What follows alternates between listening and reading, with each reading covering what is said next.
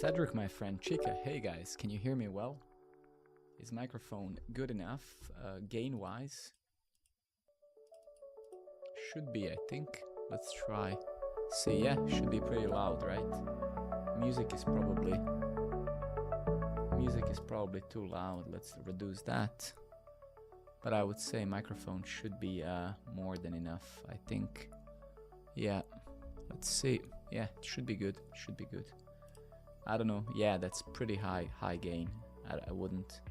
And I don't know what happened here with the compressor. Let's see. Compressor is light. Limiter. Yeah, I'm gonna add a limiter so it doesn't break there. So it should be fine, right? Infinite. Good evening, buddy. Thank you for coming. Okay, good. I think it should be fine. Very good. Okay, good. Alrighty, fellas, let's go. Let's kind of get started here. Yeah, so I came to some realizations. Recently that the recent stuff that we worked on that involves, you know, parsing the URLs and stuff doesn't actually work properly, if you may. So these images that we are supposed to parse from other URLs, as you can see here, they're not shown. And they're not shown because of our content security policy, CSP, and that is intentional. Basically, on Programmer Network, we don't allow other images to load unless they're coming from our own domain, which is images.programmer.network, right? So, but you can see that some of these images here that we parse, obviously, will try to load from, this one is trying to load from some URL, sanity, whatever, right? So what we need to do today, we still want to have this functionality, but we will have to actually download these images and host them on our, we don't want any content loaded on our site that's not from our site, right? So in simple words, we don't want to, yeah, we don't want that basically. So what we're gonna start with is where we stopped last time, and then we're gonna do some more. But essentially what we need to do, there are several things that we have to do, and one optimization which I was thinking about, which is creating a junction table almost, or some table that's going to hold the metadata about all the websites that we actually parse. So instead of hosting, instead of storing this per necessarily just per single, let's say, website, we can have an additional table that we can always reference, additional record in a table. So for example, if one time somebody shares a link from npmjs.com, and then we would store that, and then we would match that again, so we only store one image. So it's basically optimization that will prevent us from you know, like downloading the same stuff multiple times, same image and stuff like that, because we don't want to do that. So essentially what we're gonna do, our image is a threat.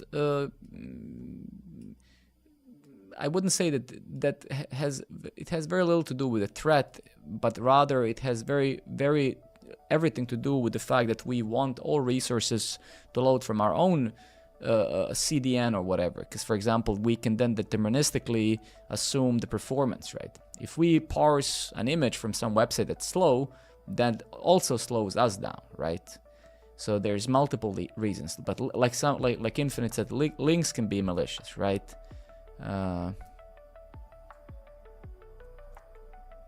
Would that be a copyright problem? Of course not. No. I mean, why would yeah, storing an image on a server has nothing to do with that. No, we're sharing the original resource, right? So no, definitely not. Definitely not. So essentially we have something like this. So you share a thought right now, right? And then if a thought has a link, if it has a link, then our API, right now, that's what we did last stream, then our API says, hey, I'm gonna go to that website, and I will fetch the metadata from the head, and then I will add it to the article and respond back to the UI, right? So what we are suggesting now is this. So kind of similar to this, but we will in fact store that. So store metadata for each site, and then reference you know, against articles, right? So this solves several problems, like CSP security issue, unnecessary like crawls, and meaning more performance. And then for the same resource, we will always pull up the same thing. And lastly, we will not be uploading the same image to our Cloudflare that we're paying for every single time the same kind of site is shared, right? So I think this solves many issues and makes things faster. So so that's what we're kind of gonna do, and we're gonna start obviously as always using the AI for that. Clearly, it would be very dumb not to do that, right? So so what we're gonna do is yeah, let's close this crap. So we're gonna describe all of that, and then as always we're gonna refine and do all of that stuff. So I think if we go to our API, if we go to utils endpoint, and if we go to the, actually maybe even to, yeah, if we go to the utils here, we have this get metadata. So after some considerations, we have decided to change how we deal with parsing the metadata in our API, so our frontend can show show it inside taught item. This is the sentiment. Right now, every time user creates a thought, if it contains a link or multiple links, we parse the respective websites and then respond with that metadata. The problem that we are having here is that our CSP only allows images to be loaded from our domain, which is what we want. Due to that, we need to change our existing behavior. So instead of fetching the metadata and trying to instantly show it, we want to actually first store it in our own database, upload the image to our own Cloudflare images, and then respond. Murd, hey buddy, thank you very much for coming, dude. Just started the stream, so bear with me. Simply put, we want to optimize this and solve the CSP problem by saving the data on our own end. Now, it's important that we design this properly. So for instance, we keep some sort of a table, think a hash table, not in a literal sense, where every next time the same resource from the same host is shared, we can pull it up from our own DB, including the reference to the Cloudflare image, etc. Let's discuss this. Did you try Opus? I don't know what Opus is. Is that a new model? Oh, this one. Okay, Anthropic smartest model. Oh, wow. Actually, wait. Let's try that. Let's try that already. Opus 4.5. Opus 4.5.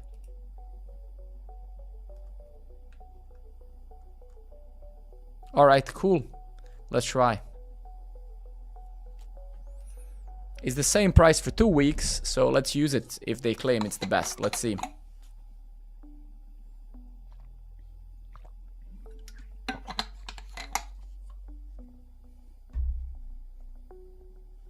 Let's see. I mean, they all do these benchmarks. They all make all of these bold claims. As a consumer, as we are, you know, we can take that with a grain of salt until it actually, you know, works.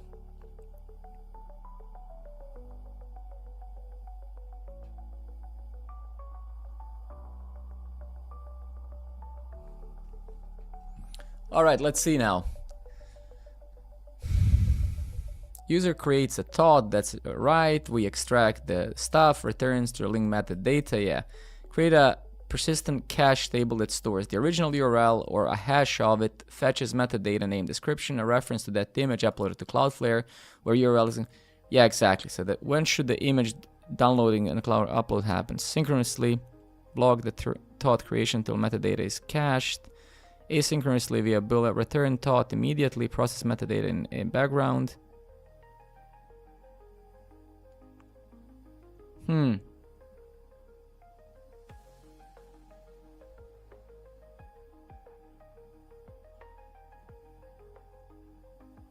Anji, hey buddy, thank you very much for coming on YouTube. I think we can do this under quotes synchronously, basically, right? Because this typically happens very fast. I would say this is probably the best. Yeah. How should we identify URLs? Exact URL, simple.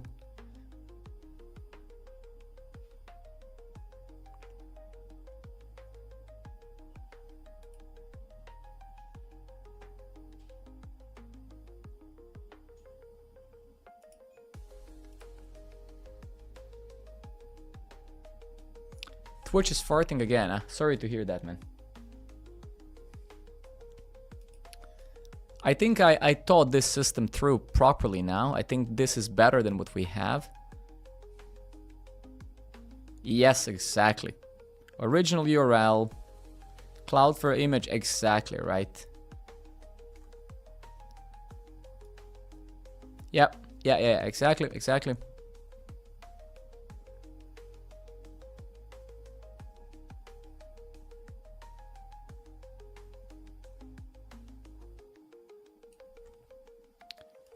Note that we also need a migration file inside migrations.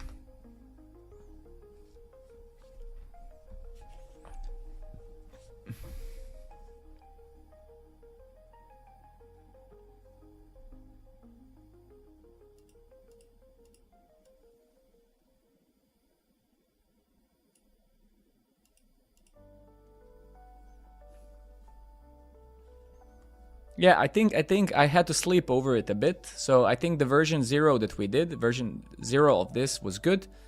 But I think this makes more sense. It's more efficient. It's more performant. And it actually shows the parsed thumbnails from these metadata when it parses the metadata, right?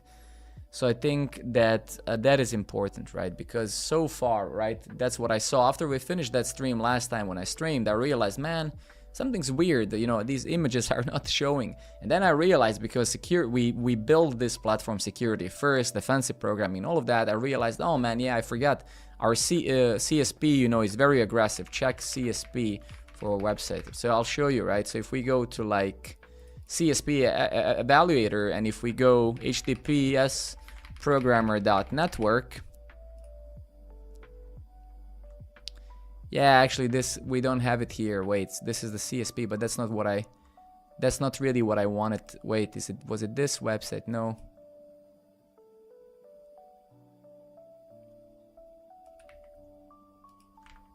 Okay, let's get back to this bad boy here. Yeah, I think it's the AI is farting out a bit.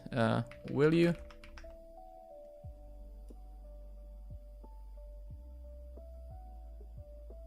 Yeah, this is a very good thing. I mean, this is great. This should take us not too much, right? Not too long time, I believe.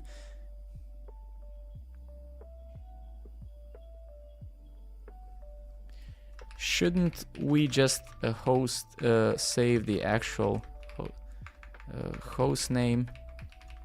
Just use new URL and store.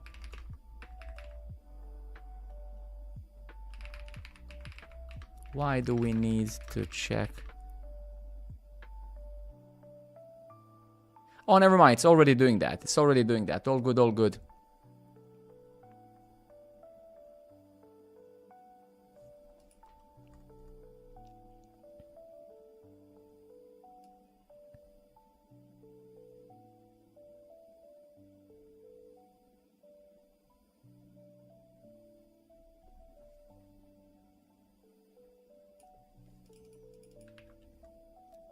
Give me 1 second. I need to think about original URL, normalized URL.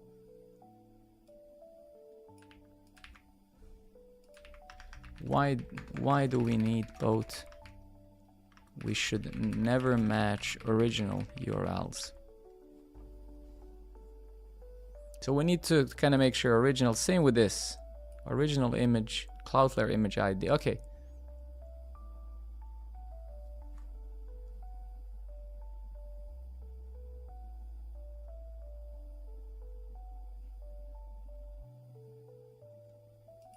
Yes, do that. Same here. Why do we need both?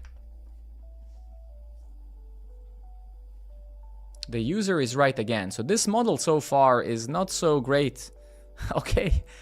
I mean, I have a feeling it's either overused now, overly used now this moment because everybody's trying it out. But it feels a little bit weird, honestly.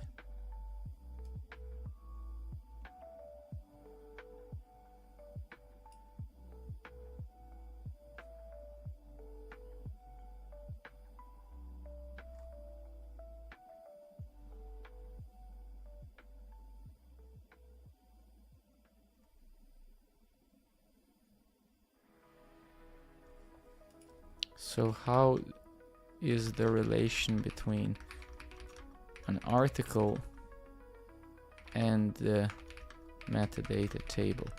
Or to say, is there any polymorphism involved in here?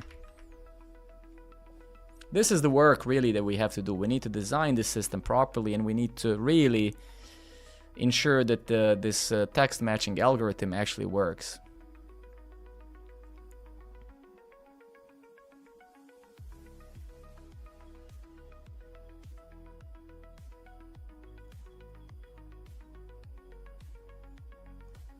But how are we going to deliver metadata together?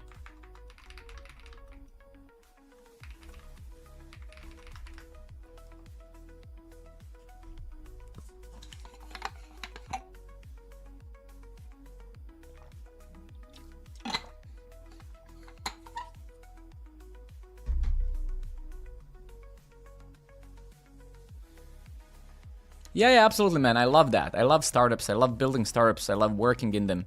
Absolutely, man. I would love that for sure. For sure. I would love that.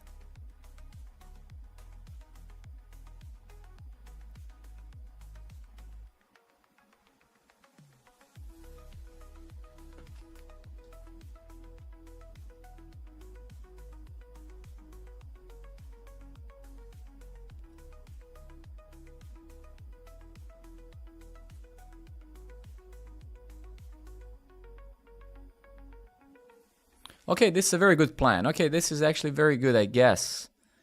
This is very good, I suppose. Yeah. I like our current plan. Let's go. So I think we designed this very well. I think this makes sense. So we'll always try to fetch. If there's no cache, we will obviously go and parse the website. If there is cache, we will return stuff from our database. You could, in theory, say we could even use Redis for this. But let's do this properly in steps. So first version we already did is awesome. This is version 2. It's going to be even more awesome. And then eventually we can say, okay, should we do something Redis based? Because our Redis does have its own persistence. So we could kind of like reduce the latency. Right now there's no scale or any type of, that's just, it's even useless discussing this. But I'm saying in theory, you know, Enough. I don't know, I just started using it like 3 minutes ago. I didn't even know this Opus exists. One of the viewers said about it. So I don't know. We're gonna try it. We're gonna try this stream today and see how it works. To be very frank with you, again, if some of the viewers didn't mention it, I wouldn't even know. I just yeah.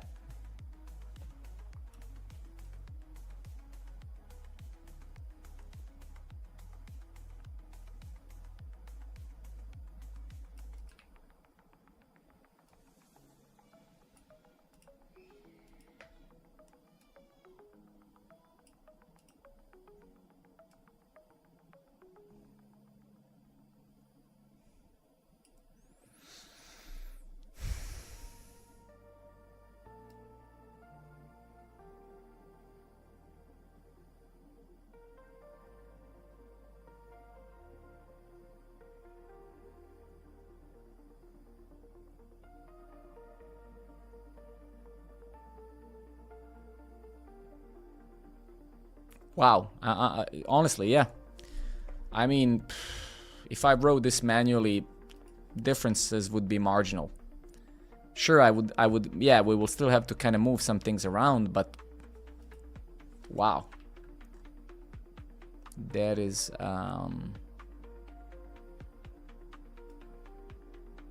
pretty awesome, dude. The only thing we'll have to ensure is that we also, yeah, why are you doing this, man? Why? Like, ooh. Please don't do things like that.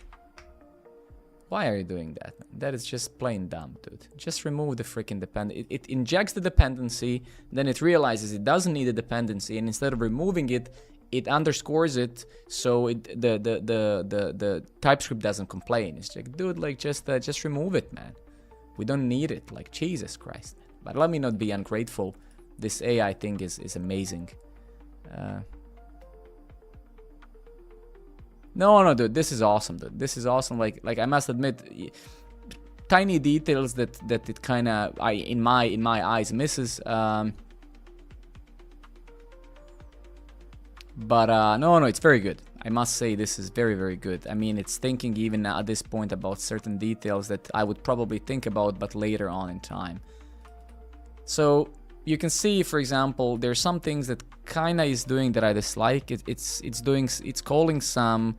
So I don't. This is highly imperative code. It's a mutating code. It's mutable code. So it's using sort, which actually mutates the original, right? Mutates the original array, if I recall. It's using slice instead of splice and stuff like that, right? So that belongs in its respective utils. Please don't use the methods that mutate the original values. Let's use the immutability and reduce imperativeness or whatever.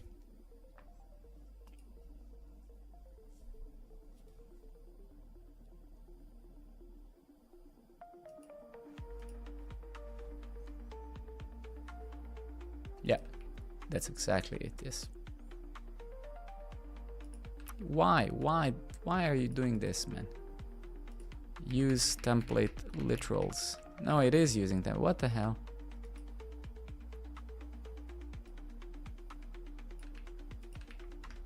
Let's do this better. Even though that's a super crappy prompt, let's do this better. Oh, really, man? Yeah, but come on, don't do this, man. That is pretty terrible. Who reads this code, man? Don't do that. That is not cool, dude. Just make a getter function or something, right? Don't be disgusting like that. Okay, there you go. See how much easy that is, right? Isn't that easier to read? Come on, AI.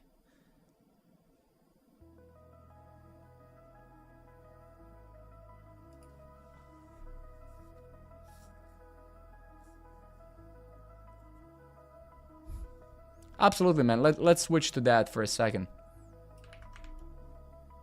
Just be careful, like, hopefully, you know that I always give honest feedback. And again, opinions are like assholes. Everybody has one. So, Maya, welcome back.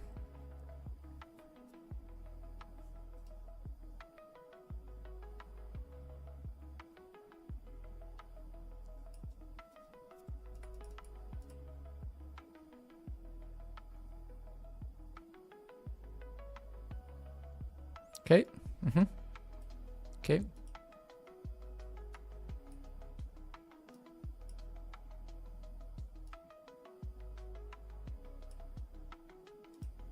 Let me just get some first impressions, and then I'll start talking about it.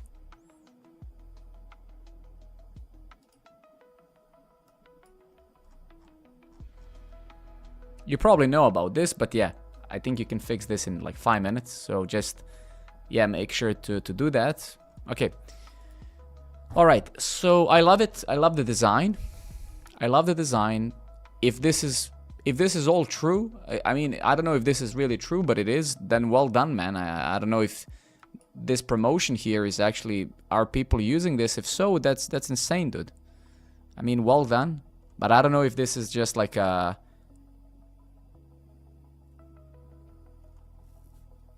Okay.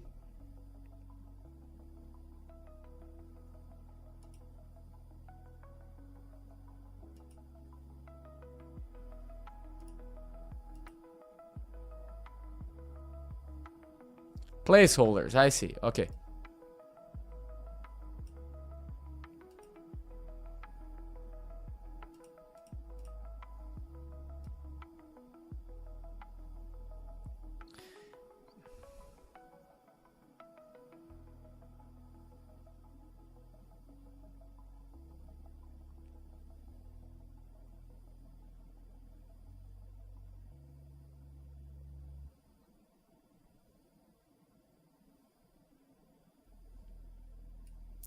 Yeah, okay. I mean, okay, so I mean, I don't know what feedback you would like. So the design is nice, right? So I mean, I don't, look, opinions are like assholes, everybody has one. So be very careful. I'll be honest, from my, as a user and as an engineer and a tech lead and somebody who builds these products, right? So I would say that this website probably deserves a little bit more. Again, my opinion, it might be completely wrong, but write it down and then consider it and drop it, right?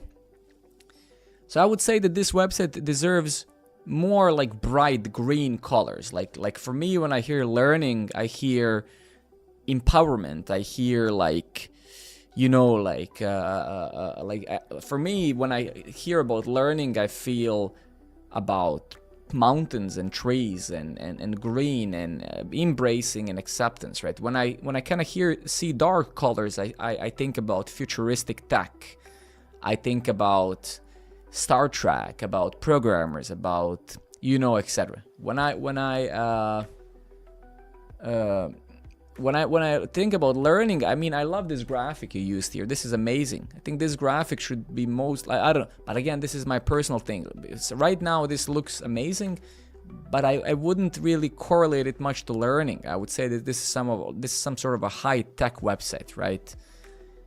So I would kind of, orange also as a color, at least in my experience talking to people, probably isn't the most liked color. Out of the asshole opinion, but I would say that, right? So that's about the design, right? Young people like that, fair enough. I don't know if young people like it. And I think I would say that one thing, if we're talking about young people today, I think one of the hardest thing today when building products for young people is that young people have an attention span of a goldfish, right? So I think it's never been so important to convey the idea so fast, right? So like as quickly as possible, grab the attention. I think this like rotating thing is great. I think this call to action is very nice. And so there's some sort of Pomodoro like clock here, so you can start and stop it. I see. Oh man, this is so nice. I love this. That's why I say I wish that the whole website is like kind of this greenish thing. It's very dreamy. It's very incentivized. Oh, I love this, man. Well done. So that's very good. Study system. Study system, right? I mean, overall, so far, amazing. Well done, man. Nothing to, like, I like you're very detailed. You care about things. So very well done job, I would say as well. I just wish that I don't have to sign up. I wish that there was some sort of a demo account, right? Where I can kind of Because again, that it's so hard today in the sea of millions of different products coming out every month or on yearly basis. It's so important that you have like some sort of a but even with that, it's not a problem. I mean, I will sign up for this with my own email. I don't mind. I mean, I think minimum stuff we can do is sign up. I'll sign up as a programmer network. I also like when you guys sign up on my own platform. So username Alexander. Of course I'll sign up. It's not I mean, this is how long it takes to sign up on programmer network as well. So at the very least I can do that. Very nice, man. Very nice thing. I mean, I would literally need to use this a little while to kind of see if like what is the benefit for me. But I would say visually, I well done, man. This is a lot of work. It looks very nice. Fuck, it looks awesome. It's one of the coolest websites I've probably seen, I must admit. Very, very nice.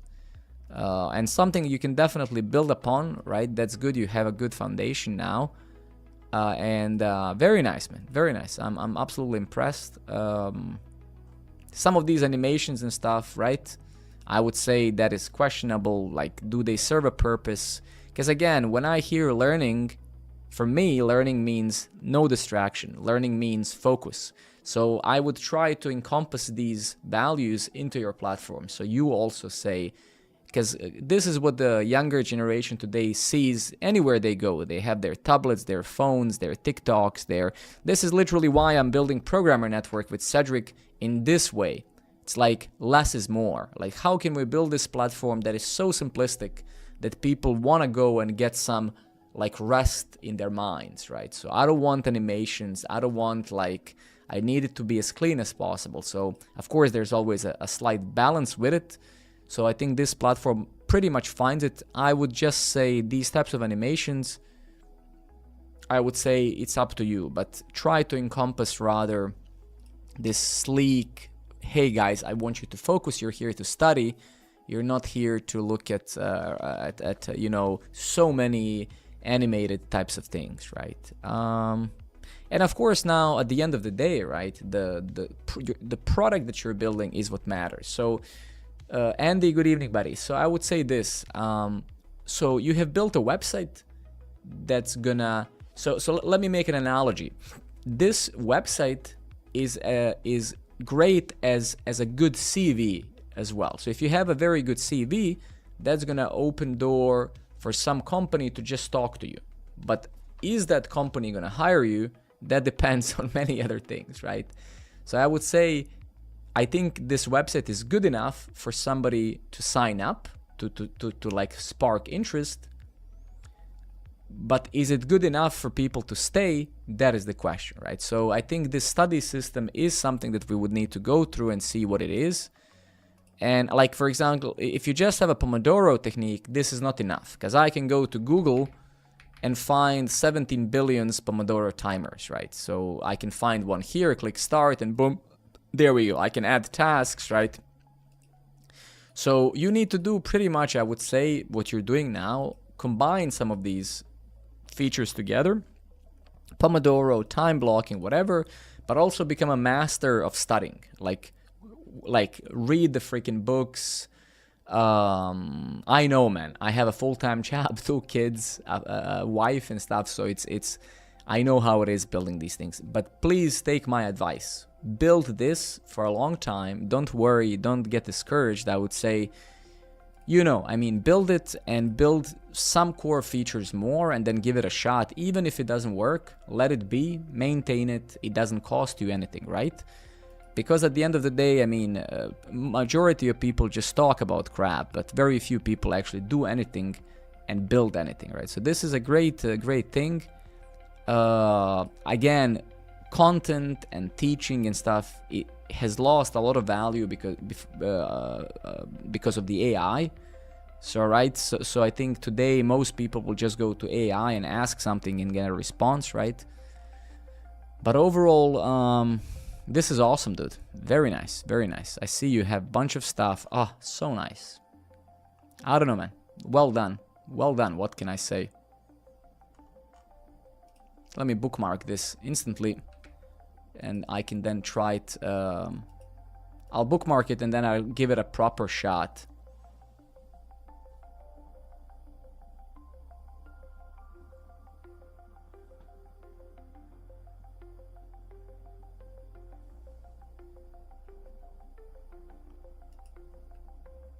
I mean, earning money can manifest in many ways, right? Some people build products and aim for... Some people start companies, of course, with the aim to make money. This is, of course, smart. Some nerds like us, oftentimes one out of a million times, we just build something and it actually happens to succeed, right? So there's many shapes and forms on how you can fail and succeed. I mean, as we all know, 80% of startups fail, right? So no matter what you do and how, the chances are way higher to fail than to succeed. But I would say, I'm just saying, people who are passionate about building something that they believe in, they should build that no matter what, right? That is my core point.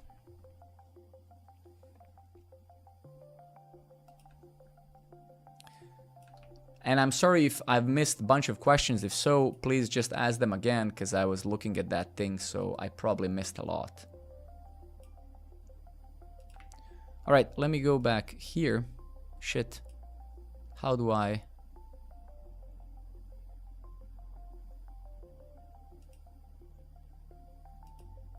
Okay. Okay, I need to review this stuff, guys. Give me a moment.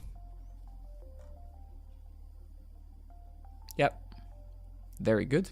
Ah, so good. So good. So good. Yes. Yes, sure. Okay.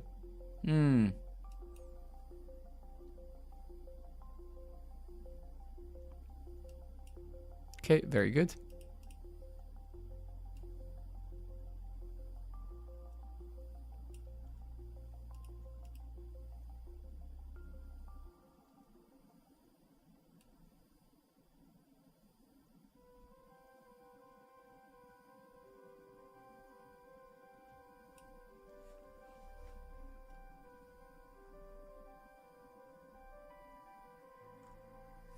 Okay.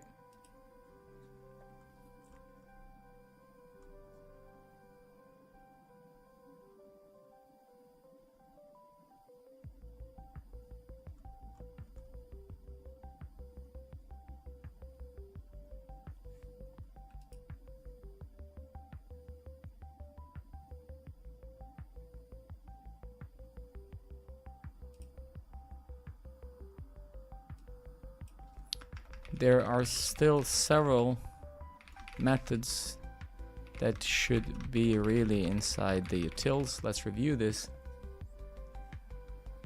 I think nuffles or nuff, let me call you nuff, that is the hardest part for all of us, man. The hardest part, like building something, has always been, at least for me, past 10-15 years, has been pretty easy.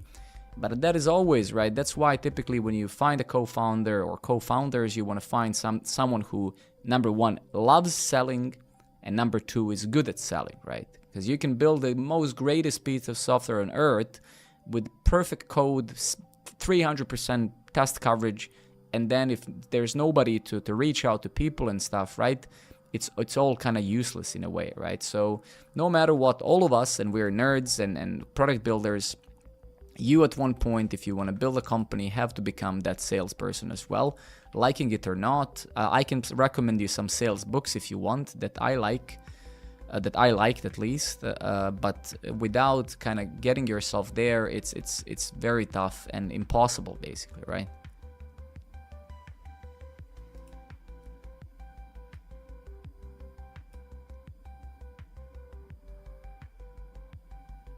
Okay.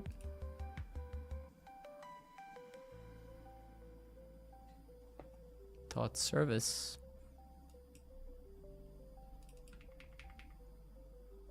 Very nice. Oh, so good, so good. Okay.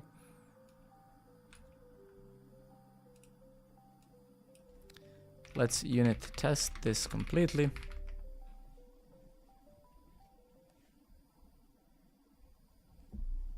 So if I go to my LinkedIn,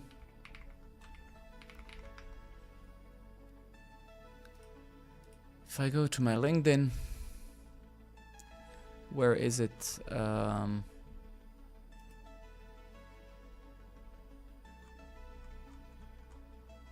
think I've also shared several here. So this is a good one. You should also follow this guy on LinkedIn. I mean, how good, but this one is called Sell or Be Sold. And I would say majority of these books, right, are kind of like most other industries. They're all kind of the same. So if you read one good sales book, then you will read them all for the most part. But this is a very good one. You can get it on Audible. That's where I read it under quotes. You can also get a paper book. As you can see, it's like $7. But I think this is very good. That's a very good book. I would get that for sure. Of course, if you need more, I'm happy to recommend a couple more. But I personally don't think you need more. I think that book literally is like...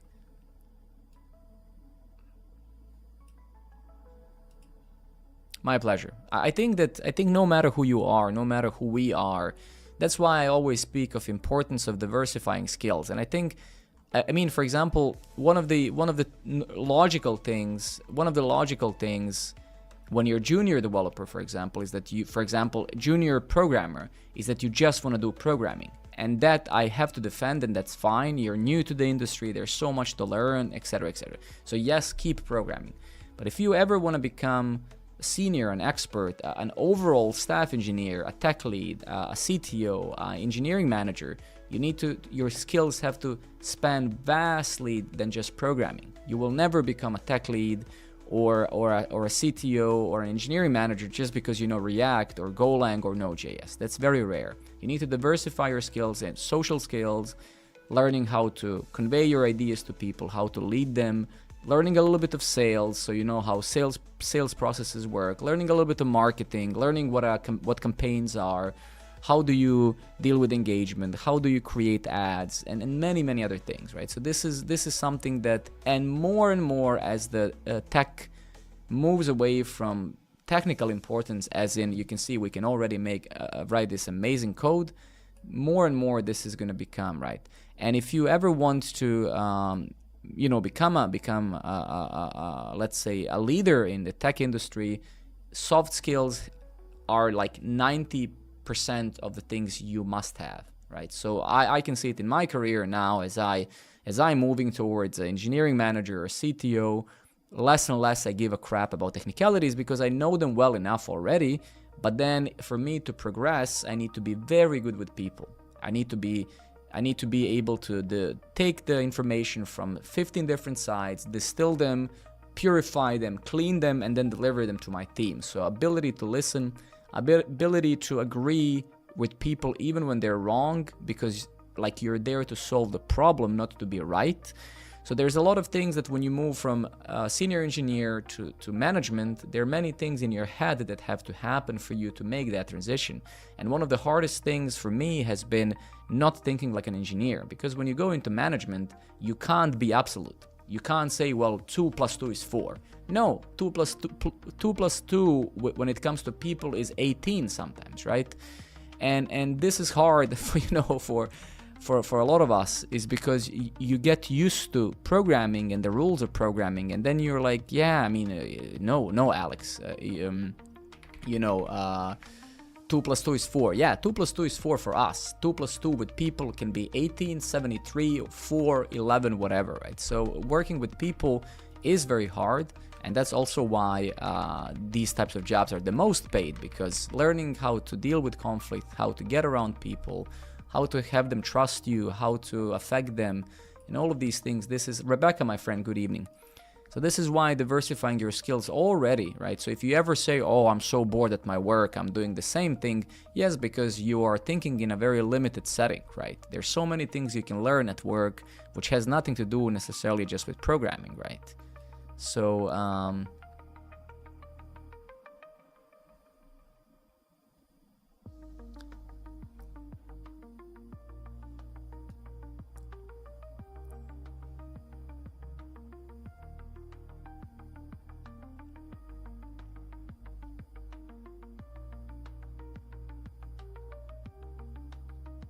Okay, it wrote the tests that already passed. Absolutely fascinating.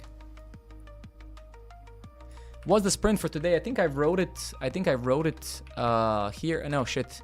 I think I wrote it here under. So if you go to upcoming events, I try to write it. It's not a full one, but right now we're number 1 basically.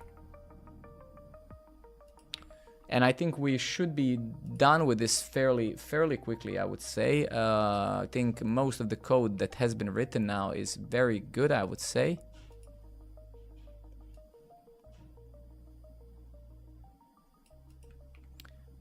And of course now the time is that we give it a shot, of course. Like, so if I go back here, is this gonna die completely or is it gonna testing again manually? Okay, well that didn't quite work, did it?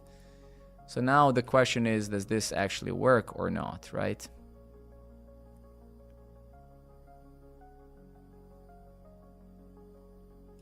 Let's go fetch XHR. So we're getting the thoughts, but most likely something is farting out. So if we go docker ps and we go to we find our API ID. So here it is. So let's just say docker container logs.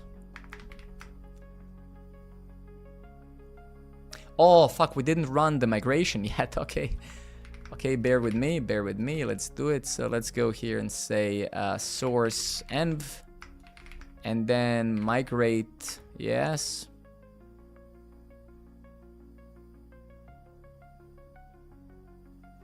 oh shit, we have some issues somewhere. Okay, and very nice discussions. Give me 2 seconds, my friends, and then we gonna oh, I see. What?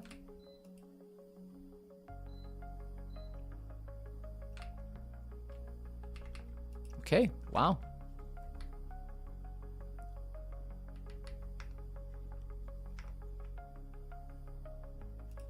Okay, what if we try that again? Okay, nice. Migration done. So now we have a table. Let's take a look at that in our database here. We have a database client here in Cursor. What's the name of the table we just created? It's called, I don't actually know. Let's refresh this, so it might not be appearing yet. So it is here. Markdown import logs, equalize meta, yeah, URL metadata cache. So it's here. We can actually see if we check the definition here. So we have an ID, which is serial, which kind of sucks. We should have created an UUID, but it's fine. We have the image URL, blah, blah, blah. Beautiful. Okay, so technically that's fine. Now if I go and refresh this thing, let's see if anything works.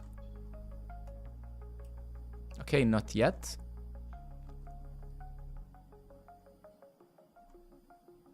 Failed to fetch. Okay, so let's kind of now get back with AI and let's start fiddling with things a bit. So let's get back here.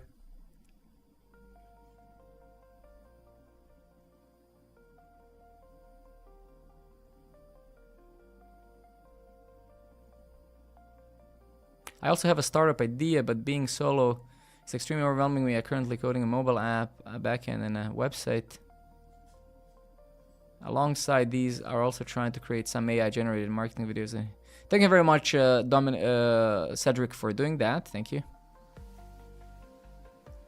Being solo is extremely overwhelming me. I mean, honestly, you have like that is the the biggest fallacy of building anything, right? So let me tell you my experience, Mert, right? The biggest fallacy and why many people never actually build anything, or most, is because we often think that at one point in time in our lives things will be different and something will happen and la la la, right? But actually that's never gonna happen, ironically, right? So in simple words, you see the programmer network. Of course, I don't build this platform, or at least right now, right, that with some expectation of instantly making money, but you have really two choices when it comes to building things. Either start and build it and keep building it with the time you have, with limitations you have, right? Or you just don't build it at all, right? But I don't think that there will be times where just things are suddenly different, right?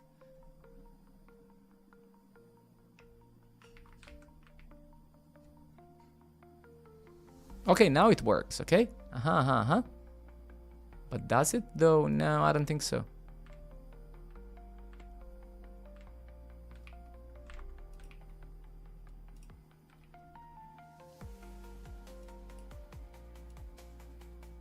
Okay, it does work. Nice. So we have downloaded the images.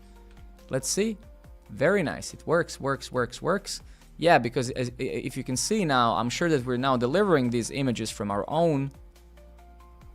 Right? So let's take a look at that. Very good. Very good. Beautiful. So you can see now that if we take a look at this, for example, we are loading it from our own Cloudflare. So very good. Very good. And if I go here, yes, nice. Okay, very good. If we go to our Cloudflare account,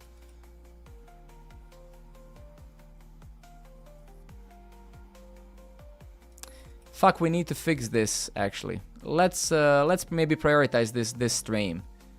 Tyvex, we're gonna fix that in 5 minutes. Give me a moment. Let me just write that down. I think you might have shared this with me already before, so I'll jump on that in like 5-10 minutes. I think he might be the same person who reported it before. I'm not sure. Let's put that right here and just focus on it right after this, because if that is a systematic issue, we need to fix it right away. So I'll fix that right away. Give me a second.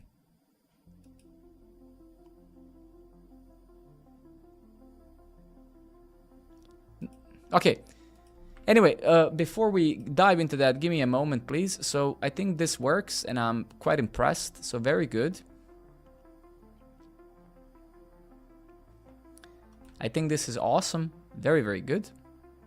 I have reviewed it, and to me it looks very good. Let's make the AI review it as well, and we're gonna do maybe 1 or 2 more rounds of review, because again, the way that we work, the way that we build code is different today, and we have to adjust ourselves, and that's fine. But I would say that also means there's a lot of responsibility on us to ensure that this tool that we're using is in fact also kept under control, meaning it's more than ever responsibility on us to actually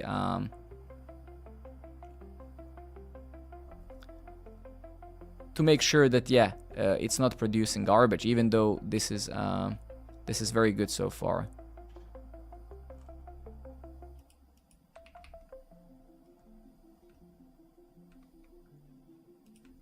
Tests are there.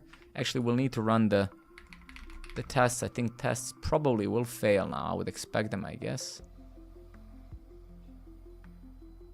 See?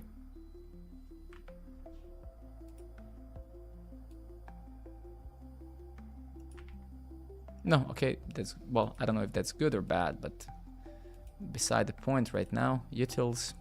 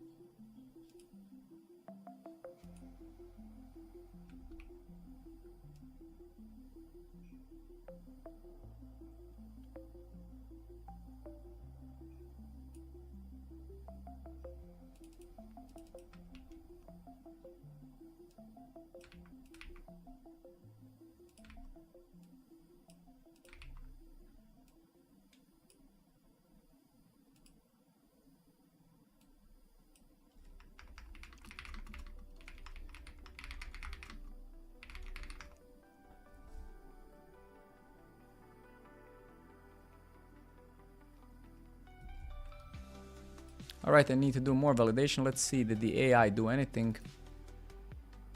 No issues found. Okay, didn't find any issues. Super weird.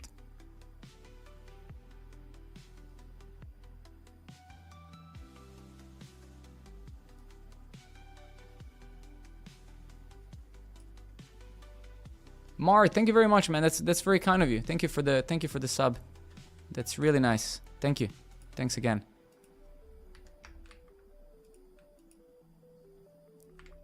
Thank you very much, man.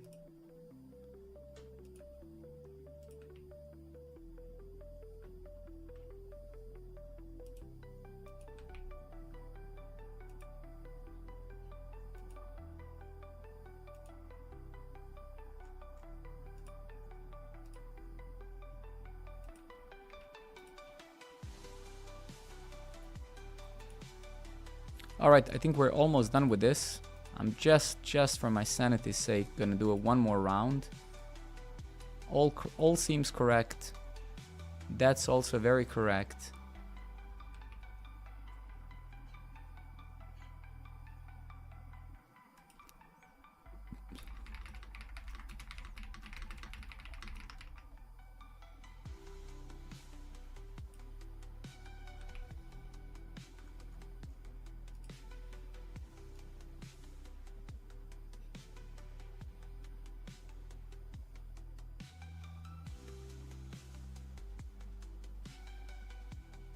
Yeah, fair enough. Thank you. Good. All right, that's it. Let's wait for the final review and then we deploy this. And we're done with that. That's super awesome. I'm gonna unstage this. I'm gonna discard this. And then we can, yeah, we can commit this. Let's just wait for the review to finish, the AI review to finish. As you can see, I'm waiting here for the AI review. So my review is a thumbs up. Let's see what this bad boy says. Then if we just for the sake of it scroll a bit more. Okay, actually we don't have any more images there. Okay, very good.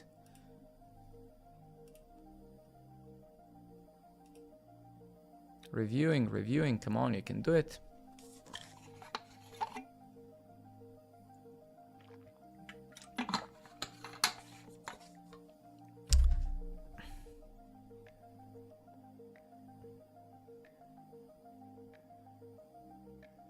I think this is a very good change. I'm very happy with this. I think this was architecturally very interesting and very good to do.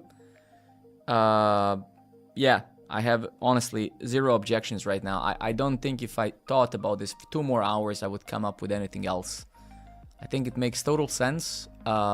It's effective.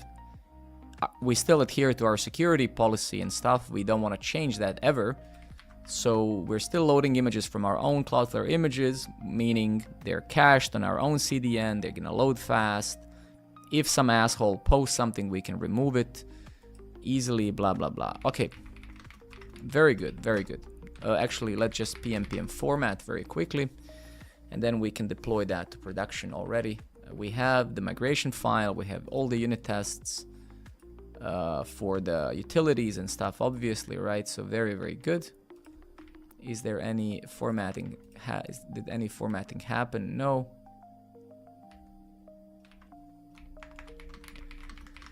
Okay, very good, very good. Now let's have our Husky pre-commit hooks run. Just check if there's something that we should remove, some console logs or whatever, so we don't commit garbage to production or anywhere else.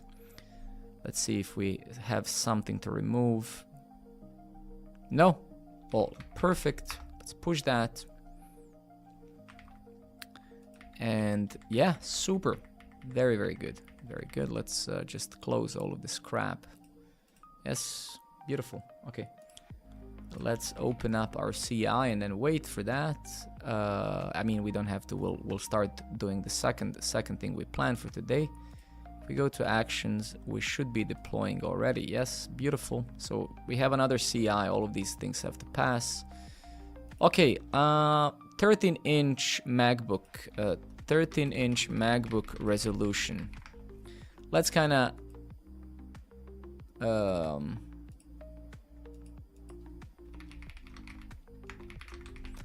let's fix that. That seems like the most critical. Let's do that quickly. That should be fairly simple.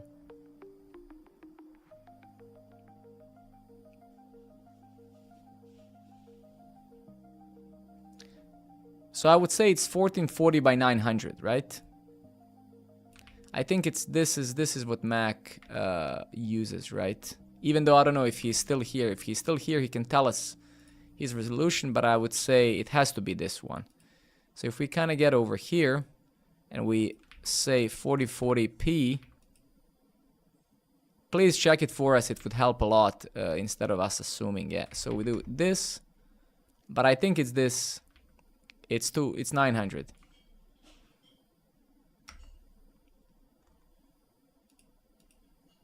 Nah, it doesn't seem so. Or maybe it does. Is it this one? I think it's this one. Now this looks good.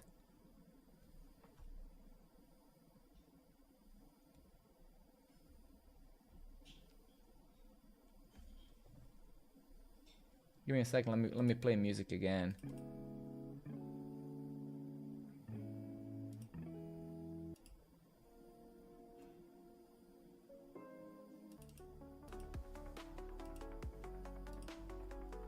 Okay, that is weird. Okay, but still, I suppose it should work. Can you send that? Is there any way that you send us a screenshot somehow to see how that looks like? Because yeah, it's really weird. I mean, like, at least judging by this, it should be working, right?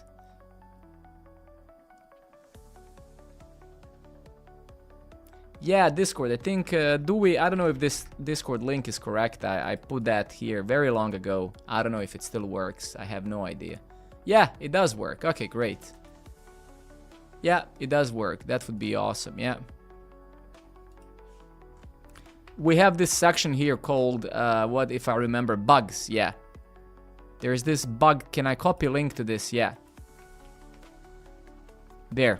Thank you so much. And then we can fix it immediately. I don't mind. It's just, yeah.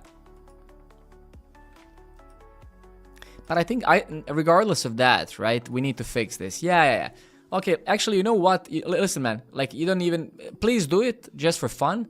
But I think it's beside the point. I'm gonna fix this right away. Because I don't, even if you do that, right? We can't guarantee, like, so I think what we need here is overflow, right? So actually, I think this is like a 7 seconds fix, right?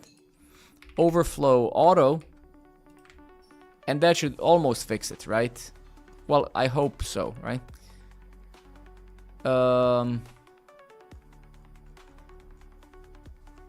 Almost, but let's see, because now it might be actually.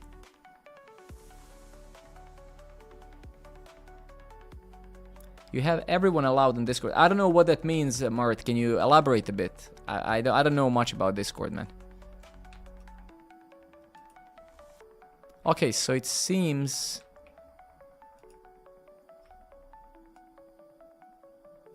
So it seems that it's almost what we need.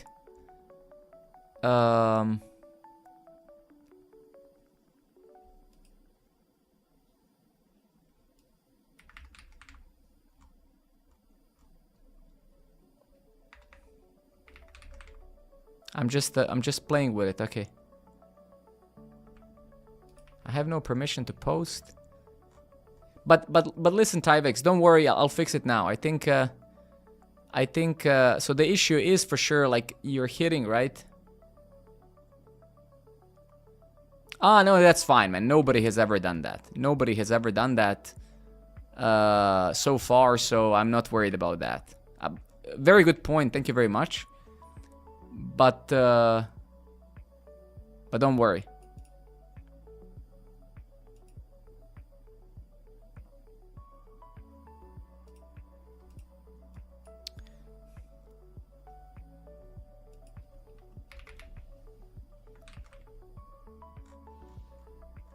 Yeah, that's not gonna do, right? So this is not gonna do.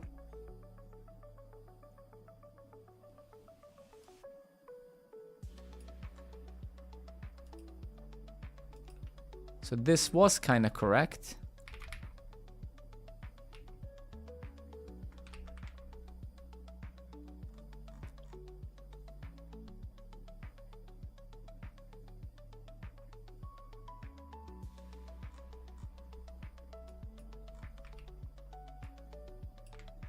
Okay, let's get some help here.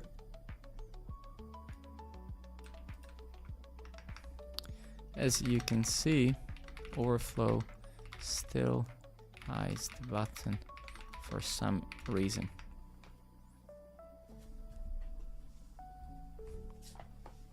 When nothing is filled, I can see the button, but when I type in all the inputs, the button moves down. When you type all the inputs, wait, are you trying to sign in or log in? Why would the button move down when you type stuff in? That makes no sense.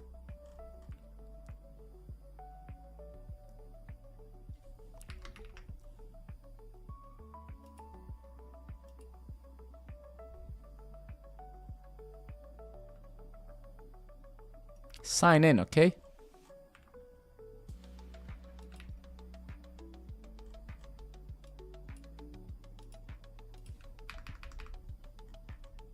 Yeah, this is so weird, man. Why is this button disappearing? That makes absolutely zero sense.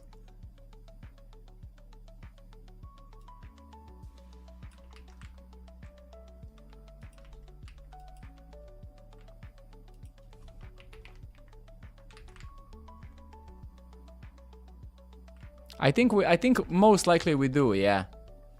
We do have it for sure. Yeah. We have it on platform auth, so maybe this is an issue, right? Yeah, exactly. That is an issue. That is an issue. The thing is, we need to have it, right? Primarily because of the background, right? Yeah, but we need that, right? That's the problem. You can see now if you remove it, we have a scroll here, which is not what we want.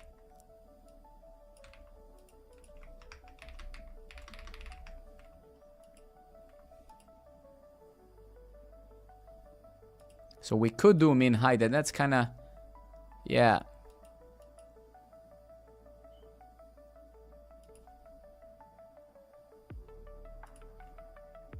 No, but that's not what we want, man. AI is hallucinating here. That's not what we want.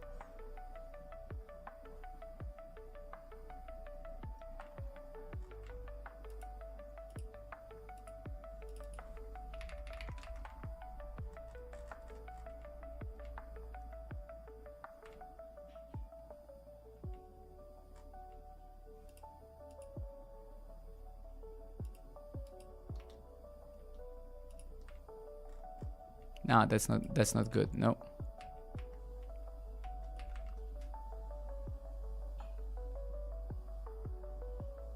No, that's what I tried already. So that's kind of what this is the sidebar here, basically, right? So that's what I'm kind of trying to do. So this is the sidebar here, and that's what we were basically trying to say, overflow auto, right? But it doesn't like it. Right, so you see, due to this, so you're absolutely right about the height. That is problematic, right? But the thing is, how do we solve it without introducing the scroll? It's a bit annoying, right? So how do we solve it? Okay, let's try to...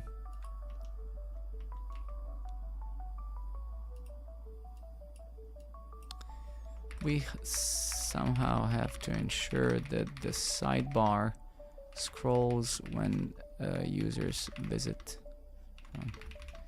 very low resolutions while ensuring that the scroll doesn't appear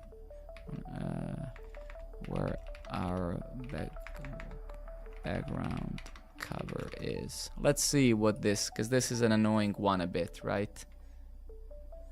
Min height, yeah, that could work. That could work. Let's see that. Or we could do that in JavaScript with the compound API, right? So we could do this also with JS, right? But let's try to do it with CSS, because it's true that this could not work in certain criteria. But I think let's get the height of the actual. So what is it? It's 65, right? So let's try that. That we could try. So let's go here. Let's say calc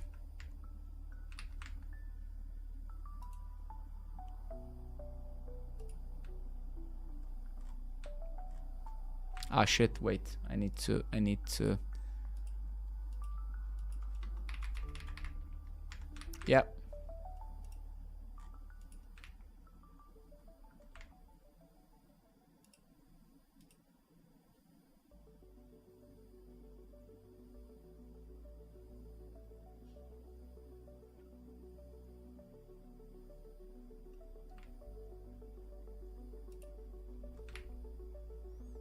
Nah, it doesn't like that. No, no.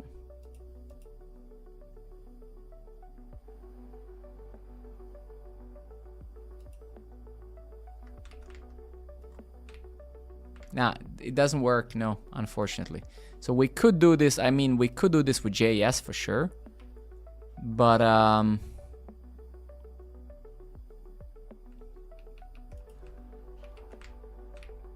nah, it doesn't work. Okay. You fixed it? Where did you fix it? Did you merge something? I don't think you fixed it. No. Nah. You didn't fix it. No. Ah, screw you. Screw you. Okay, so I mean, okay, let's see what this guy is gonna say. If not, we'll just solve it with JS. Actually, let's give it a chance, and if it fails, which I believe it will, let's then I know how to solve it. I just wish we can solve it purely with CSS. Like, I don't want to be writing JS for this, but if not, yeah, because we can use a bounding box and that API, right, for this.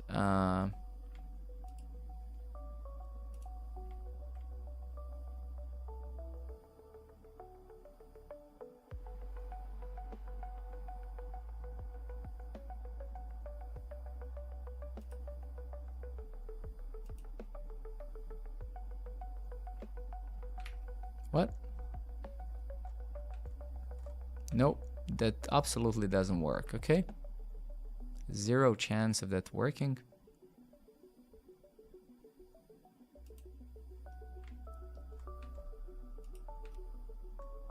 Nah. Wait. No. Okay, so it failed miserably. Fine, no problem. Give me a moment. Okay, so I guess what we could do, you failed miserably. Let's solve it using JS and what was it? Was the API bounding box API? We can calculate the height minus navbar in here.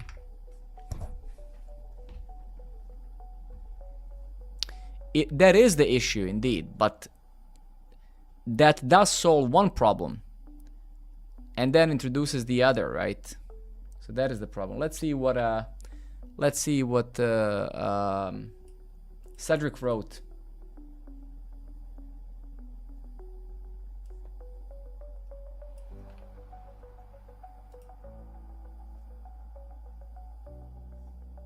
Okay, let's try to do what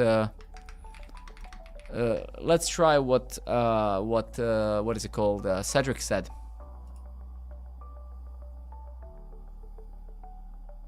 But that's kind of what we did, right? That's what we did. The thing is, right? The thing is, we have this background here that we never want to have scroll for, right? So the issue isn't like solving one issue introduces another. Let's see. It seems that Cedric might have figured it out. So let's see if that works.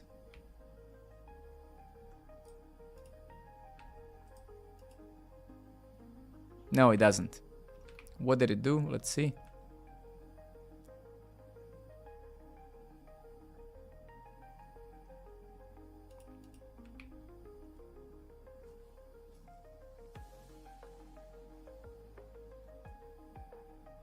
Okay, let's try all the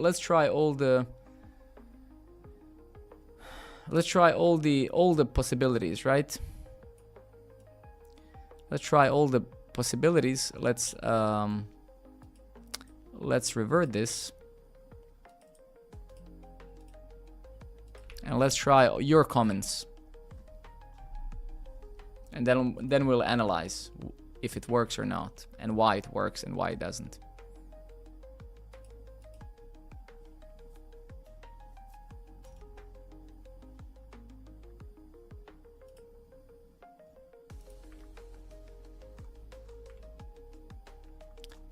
So you can see, yeah, it doesn't scroll indeed, but the button is still missing, right?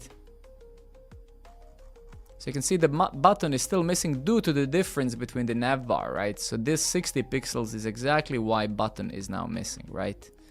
So that is the problem. No, the hidden is not on the body. Hidden is on the wrapper.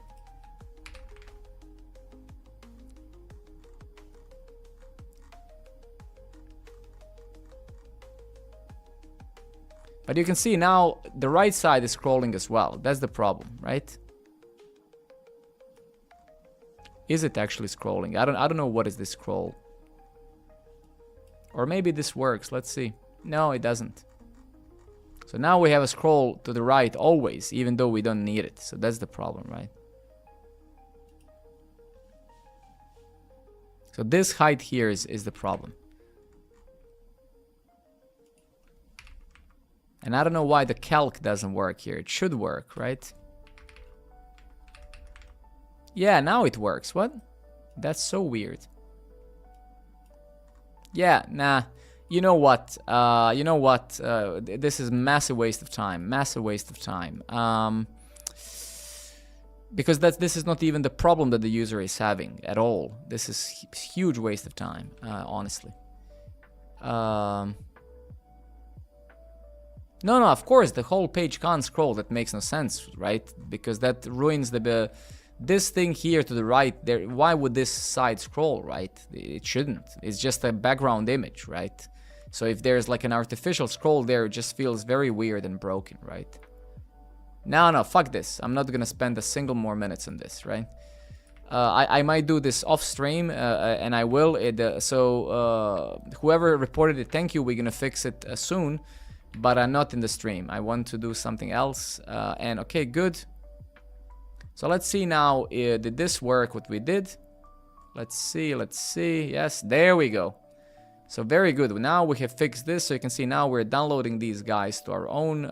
Like if we actually go and open an image in a new tab, you can see that the image now is on images.programmer.network. So very good.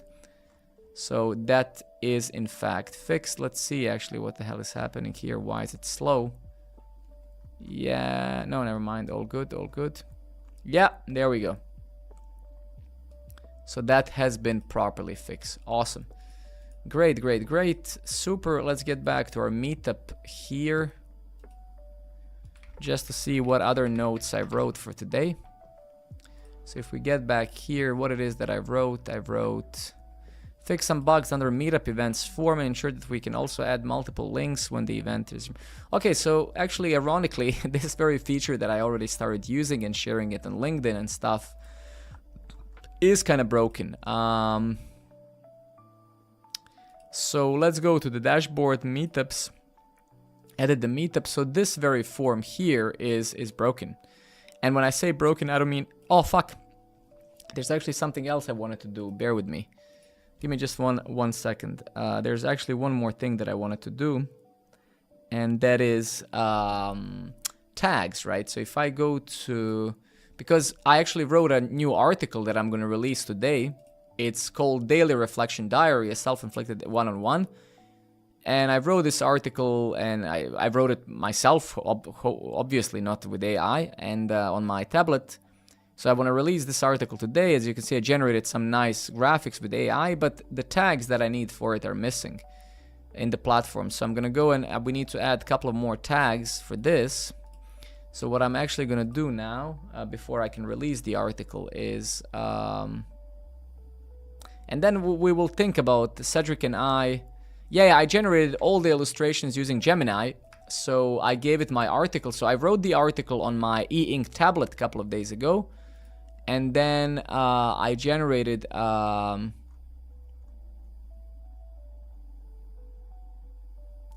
this is exactly, I think it's this one. No, it's not this one. Where is it? No, it's also not this one. Shit, I don't know. I think I bookmarked it here. Images. Yeah. So I gave it my article. And I said, let me show you what I stole it. So I pasted my entire article and I said for every section of my article generate the illustrations, right? And it did. But then I realized I can't use the white ones, so I then told it, okay, for my article, you know, I said make them colorful, not just black and white. And then lastly, I said, hey, you know, I can't use the white ones, so make them darker. And then it did this, and then I had to remove the background from them. I had to make them PNGs. I had to compress them, blah, blah, blah, right? So as you can see, if I open some of these images, they're like super tiny, like 20 kilobytes and stuff. So there is a work done in that sense, but it's very nice illustrations, and I'm looking forward to start writing more, and especially like about my experience every day and stuff. Okay, good. But with that said, let's actually, that's a super tiny one. So if we go to our API very quickly, we go to src API tags, tags maybe constants, yeah, because we have a finite amount of tags. So let's say here, this is super boring, I don't care. So let's just say here, let's add more tags, more specifically related to productivity, self-reflection, self-improvement, soft skills, and similar. So for those of you who don't know, when I built this program network, I never built like full-fledged tag system because I don't think it's necessary yet. So there's no like you create your own tags. We will build this together at one point, but I don't think that, you know, right? Well, which bug, Matty?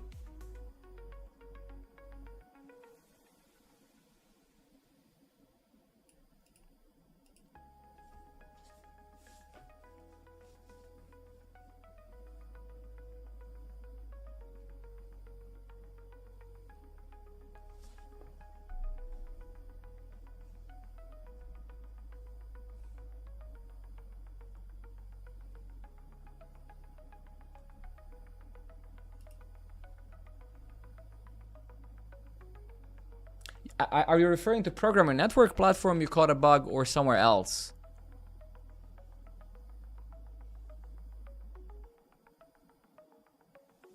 The hack box. I tried to hack the box, and it's, what is that? I don't yeah, tell us a little bit about it, Matty.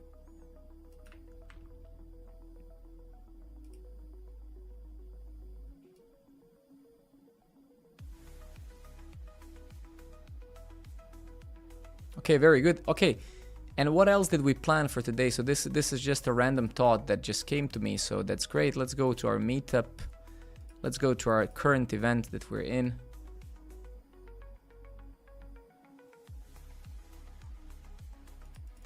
Yeah, so this one we have to fix. Okay, we will in a moment. Now I just needed to generate these descriptions.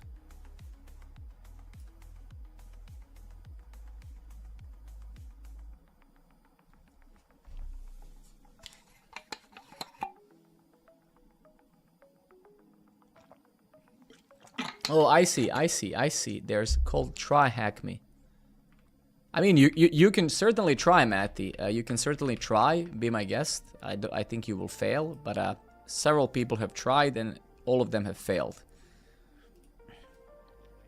Ah, I see. So it's this one. Very nice.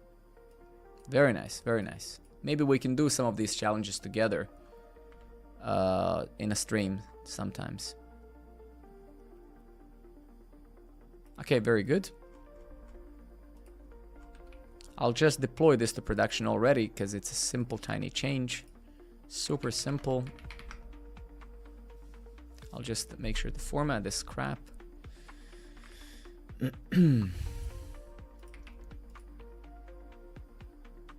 No, absolutely, man. I used to do that when I was a kid. When I was very young, I wanted to be a security professional because I was also a Cisco engineer, so I wanted that badly. I remember doing a lot of stuff with wireless networks using Backtrack, and I remember many years ago, so many years ago, using NetBus on Windows 95 and 98. So this was the This was one of the first things for those of you who are young enough. So when we had Windows 99, 98, and then Windows Millennium, I remember on Windows Millennium, I would install this tool, and then as long as you were in a LAN network, and LAN back then used to use hubs, not switches. I don't think that switches even existed, so networks were routed using hubs. You would just type in literally the IP. The security was so crappy back then that you would just type any IP address, especially in your local LAN, and you would just basically, you know, like this was a C# app, I remember, or Visual Basic app, and you're like open CD-ROM. So you just go to some internet club. I would do this, and then like these owners were chasing me, wanted to kill me. You go in there, and then you just say open CD-ROM. And you just keep clicking that, and it keeps opening and closing. Restart computer, port redirect, like because security back then was so bad, right? Then of course the times of MIRS or IRC, those of us old enough, this is where I spent years of my life, just writing PHP scripts. And oh man, does MIRS still exist? Fuck, it does still exist, bro. Wow. Man, I will shed a tear right now. I will cry. Jesus, 4 megabytes. Look at this chat, guys. This chat is 4 megabytes. Still, 4 megabytes. You install full-fledged.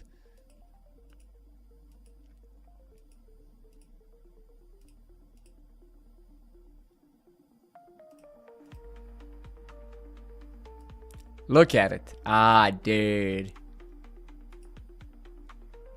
Still alive, still alive. Look at that. It's still the same like 25 years ago or 20. It's still the same, dude. Man, what a nostalgia hit in my face right now. I don't know what servers are people joining today. I don't remember.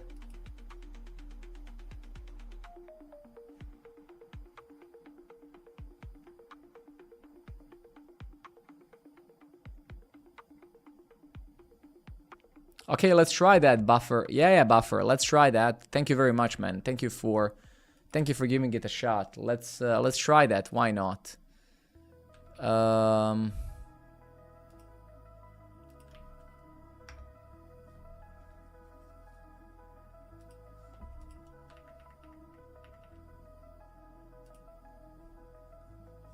Is this what you said, Buffer? Okay, game search. So Mirrors is still alive. I see. Yeah, we'll need to maybe we'll need to maybe even host our own server. I have a Kubernetes cluster here, so we can definitely host our own shit. Ah, I see.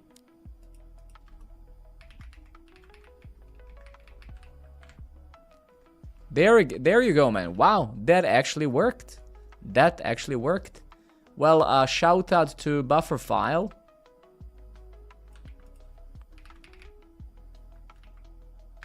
Thank you, buddy. That's awesome. Thanks, man. That's very cool.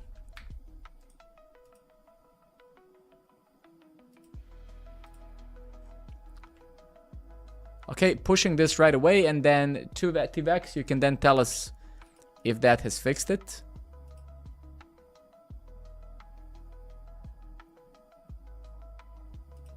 Let's deploy this bad boy to prod already.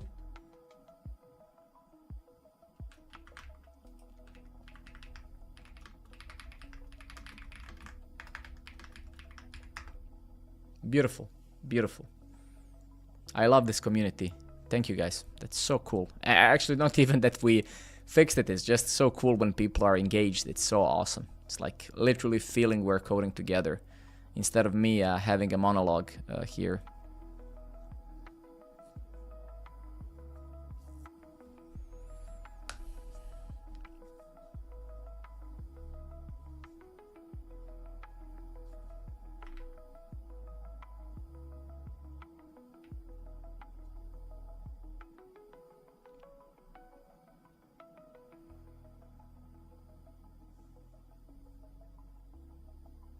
Come on, tests and all of the shit. Yeah, okay, let's push that. Wait, did I not push the API yet? Or I did? Okay, now I did crap. Okay, great, great, great. So both things will deploy now, API and the UI. Very good. Very, very good. Let me just make sure. Okay, great, great, great. So the next thing I want to do today is, as I said, I wrote some notes for today's event, is we have, so as you can see, this remote event link is wrong. The form itself is kind of, I'll show you now. So tiny thing, but worth fixing because I'm literally using this feature now for my own stream. And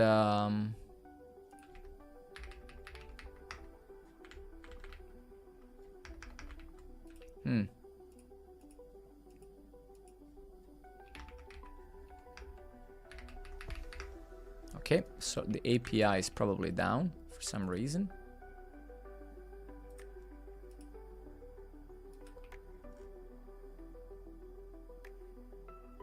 What?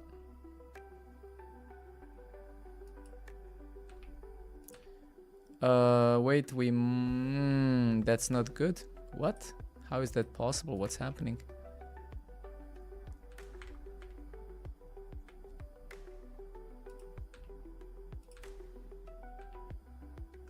Okay. Yeah, that's not good. That's definitely not good. Where is it? Logs. Yeah, okay, that's very bad. Let's stop the CI. How did we, I mean, it doesn't matter. We would just, it doesn't actually matter at all, but let's cancel this workflow already. Cancel. Okay.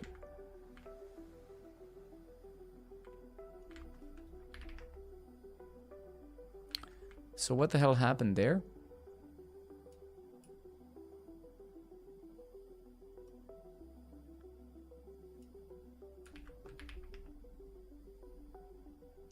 Oh, fuck. Okay.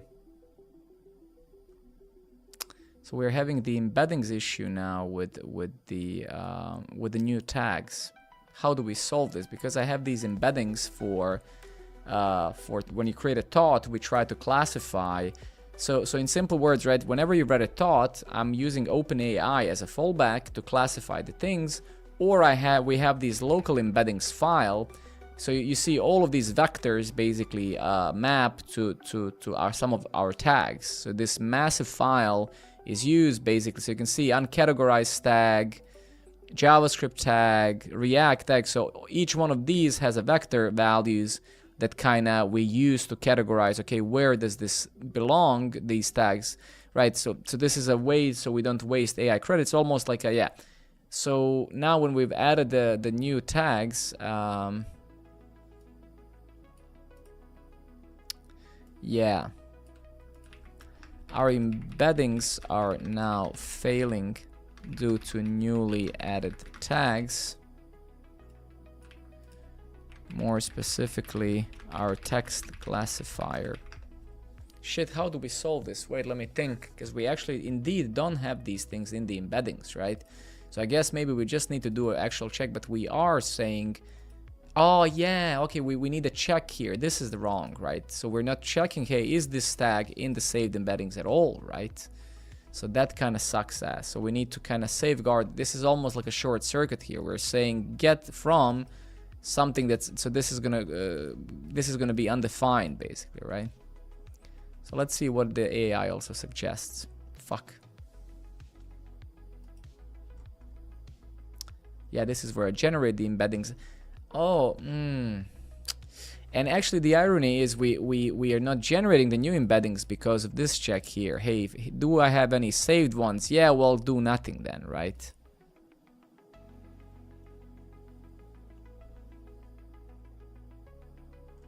Exactly. Okay, so this is also my thoughts, right?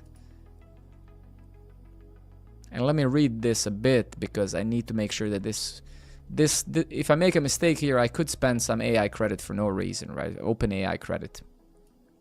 The text classifier loads the tag embeddings from tag embedded JSON on initialization. When it tried to load embeddings for all tags, including the 42 newly added ones, it failed because the new tags don't have embeddings in the file yet. Give me 1 second.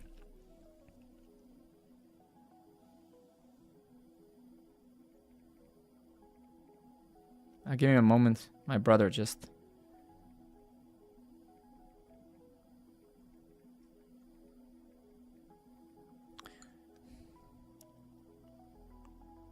Alright, so let's see. Yeah.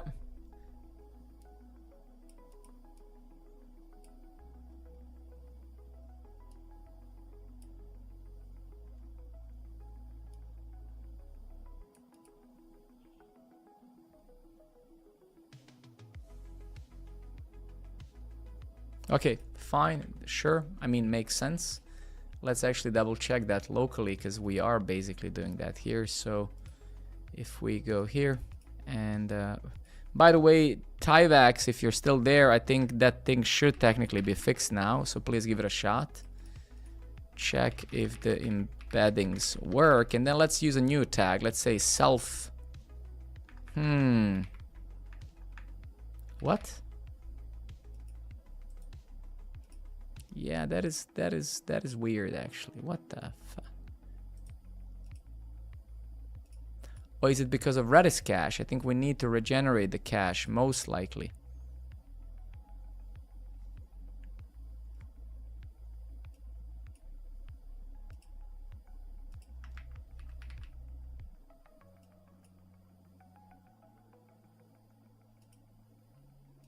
It should be in production. Yes, it should be. Yeah.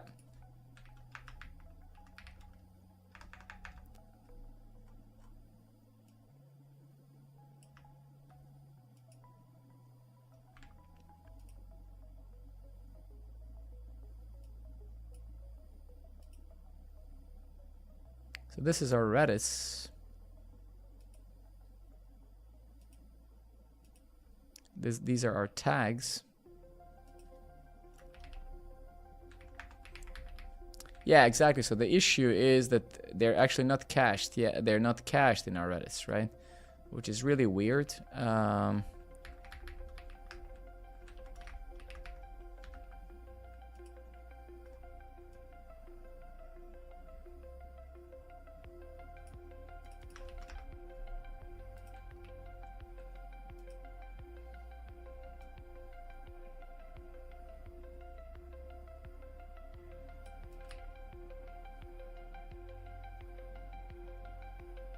So it should have technically cached the new ones, so why not? Unless I... So if we take a look at the tags again, how many do we have? Smart contracts. Let's go to tags.constants and let's find some of the new ones, like problem solving.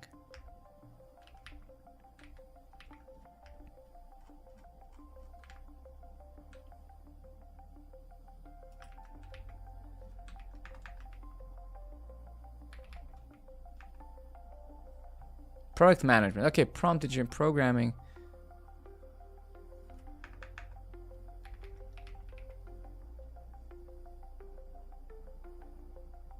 But what is the problem then, Tyvax? Because then I don't get it. Like is there a problem or not? Because if you can scroll now, then how come you still have a problem? Now I'm a little bit confused.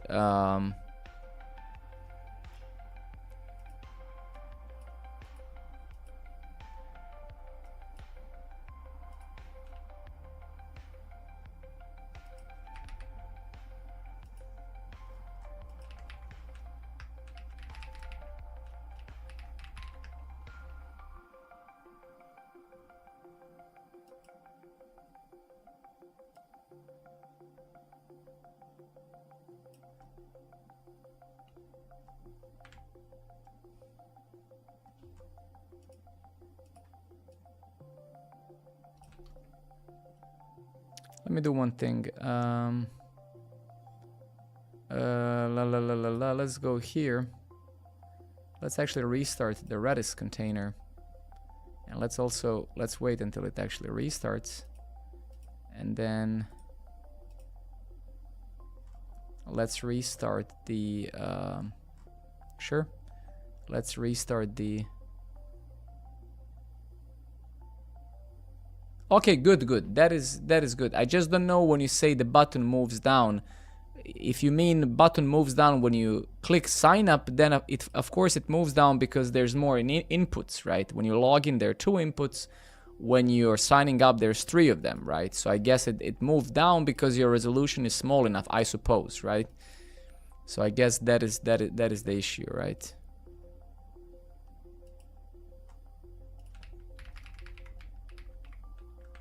Okay, this is really weird, man. This is really weird, but either way, let me push this, I suppose.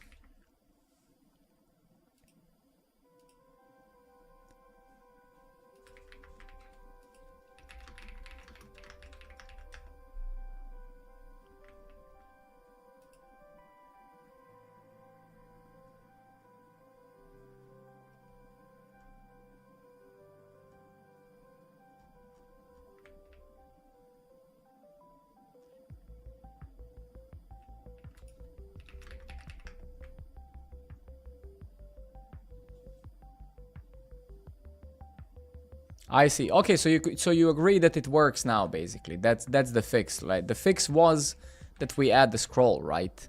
So I think that's good. So that's kind of okay. Very good. I think you're basically saying what yeah. Awesome, awesome, great. Thank you very much, man. That is great. All right, so this is we're gonna redeploy that now. I'm gonna go next, and we have a validation problem, most likely in the UI. So let's go event form. And somewhere here we have this Zod thing, if I recall. Here we have the schema.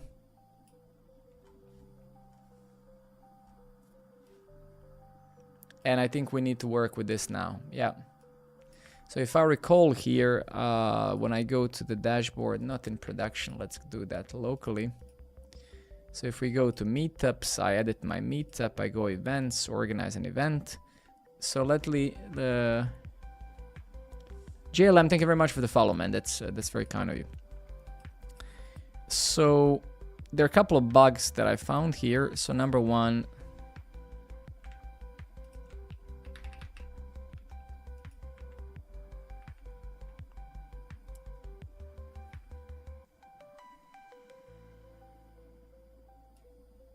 is the spots.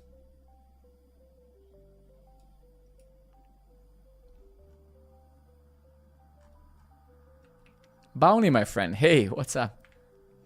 Okay, so I think first thing was let's test it. So if I choose a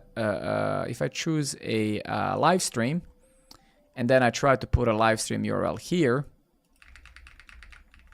and then we do something like this.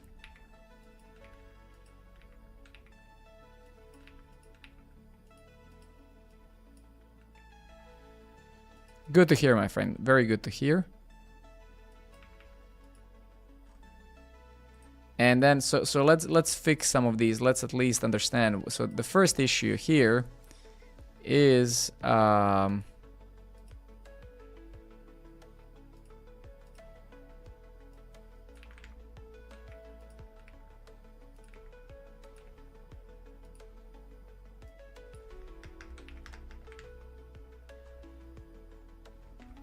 this validation is wrong, and we should also check in the API.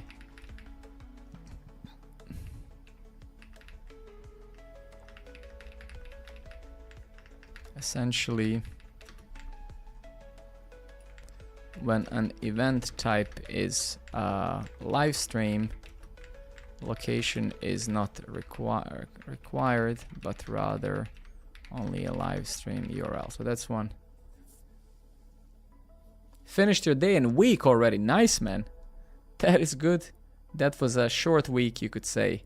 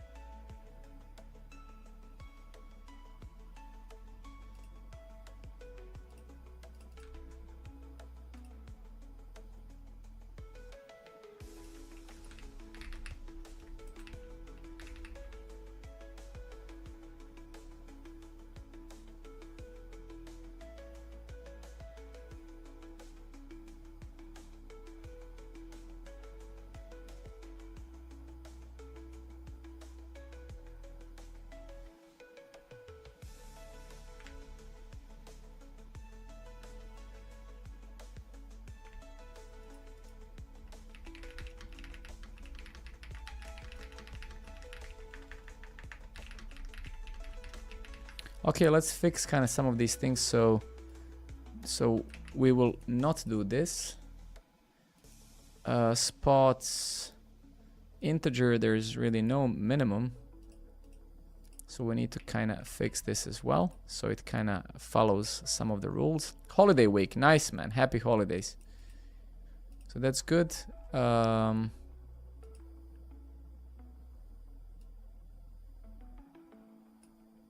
Okay, let's kind of fix this. I'll do some manual stuff as well.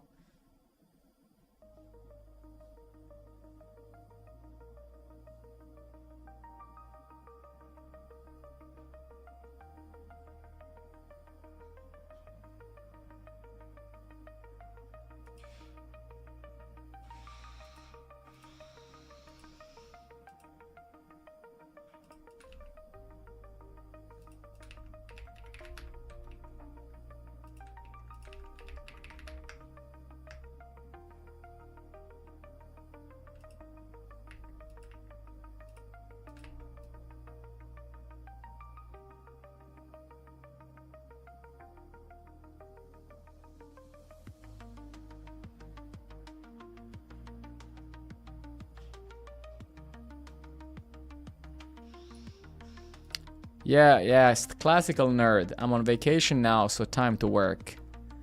Classical nerd friend.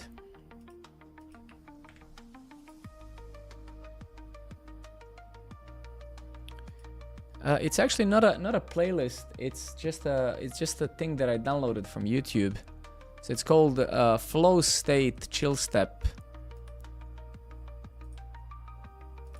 So you can just get it on YouTube or just listen it on YouTube directly. It's that.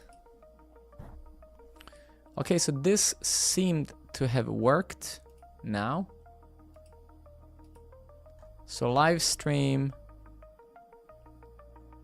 Okay, that's actually very weird. Let's take a look at that form though. What the hell?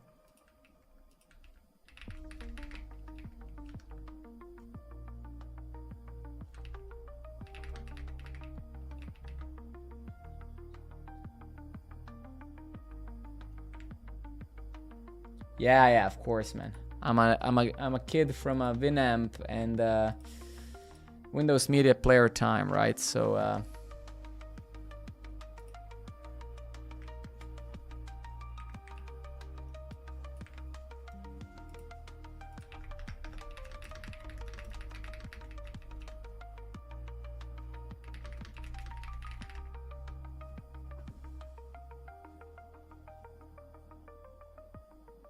that's from Cosmic Hippo. Yeah, exactly. I think it is. I think you're right. Yeah.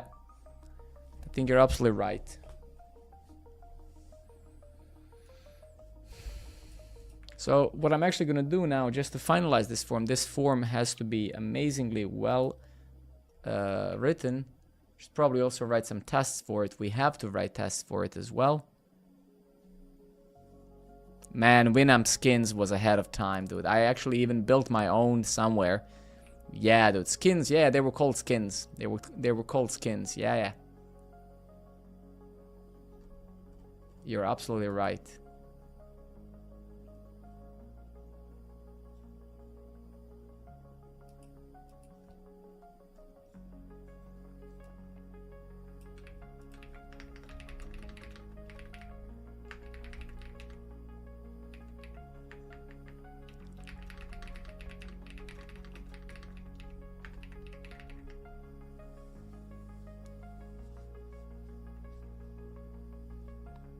I'm also trying to figure out why my React app seems to get slower and slower. Is it rendering when the auth states context changes? Well, I mean, that is a very broad question, G-Bounty, right? It can be many things, right? That depends how you compose your state, how you nest your components, where your state is, etc., right? So I would say that really depends, right? It can be many things. Yeah, this is so weird. We need to... Did you work with Gemini 3? Yeah, but they say these things every 2 weeks, man. I did try it. I wasn't super impressed, to be very honest with you. So, but you know, these models will be coming and going every day, so they will be saying a lot of things, right? The fuck happened here? What?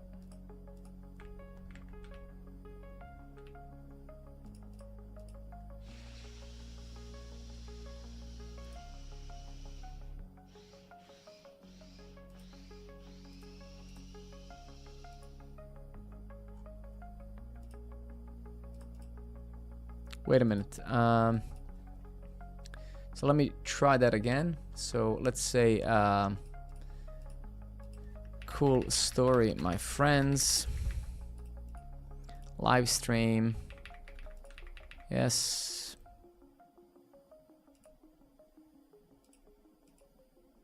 Yeah. Events. Cool story, my friends. It works now. Okay. Okay, so we need to write the hell of the unit tests for our forms, especially event form.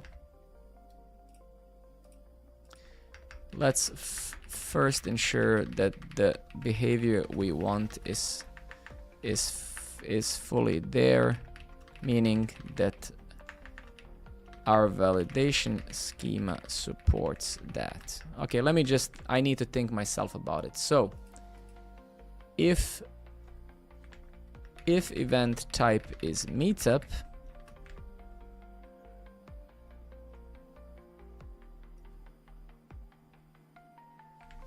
and location type is on site, the address is required.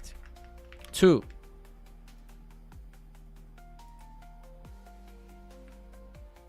If event type is meetup and location type is remote, the address is not required, but the meetup link is.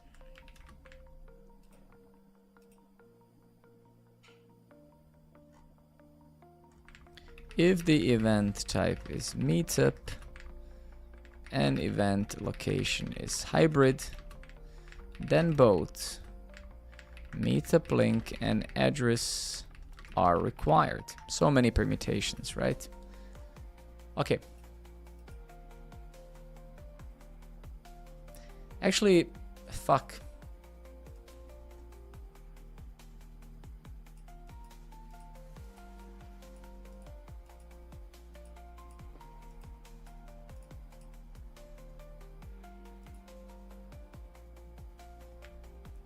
The above 3 all apply also for hackathon and workshop.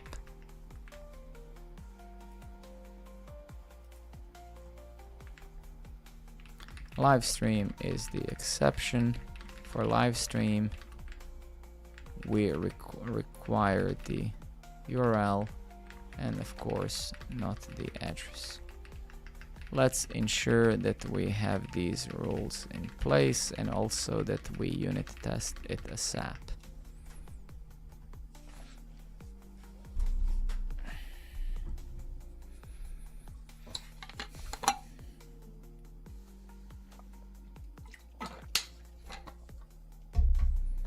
And then we'll need to review the living crap out of that.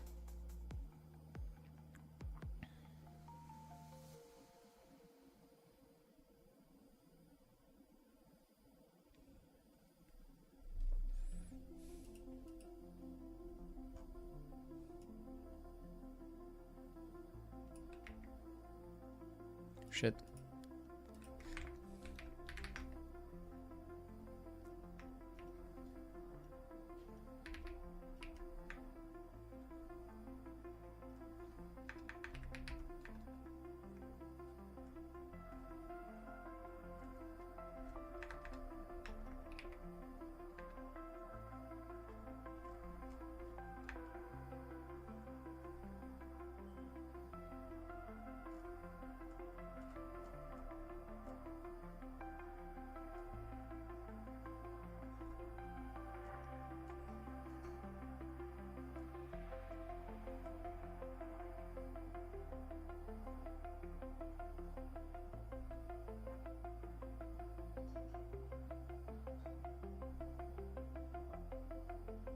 Yeah, okay, that's weird. So our tags are not really showing there.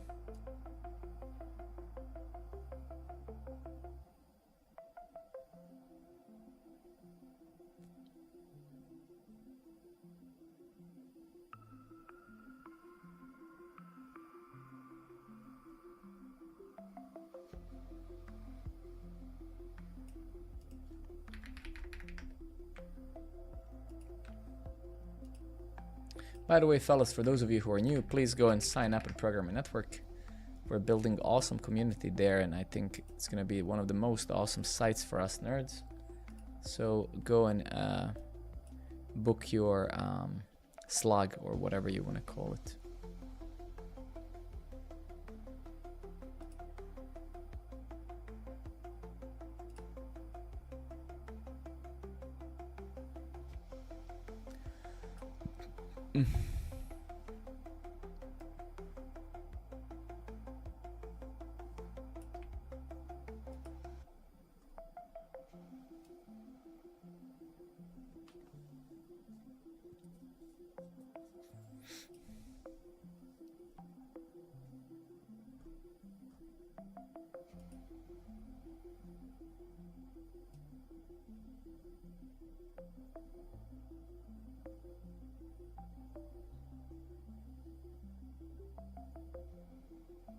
Yeah, I mean, when I think about the system design, and when I think about just critical thinking here, I could have designed this with way less permutations, right? I could have just had an event that's remote.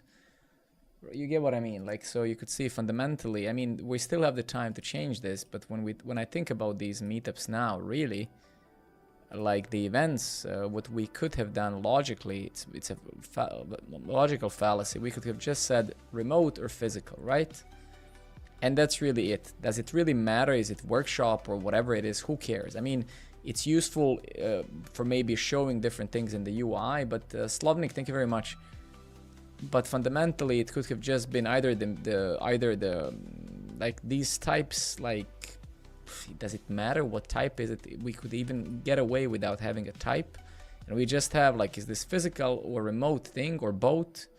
So we could have narrowed the options down a bit, right? Because right now there seems to be like an extra option that's kind of unnecessary. So that's why we're getting into these complexes. We have one extra dimension to worry about, right?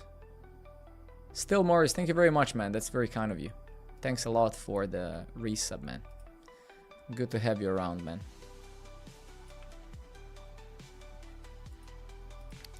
Okay, so the tests are passing, and that's fine. Expected, I would say. Let's just do for my personal sanity's sake. Let me actually go ahead and test all of these manually. Okay.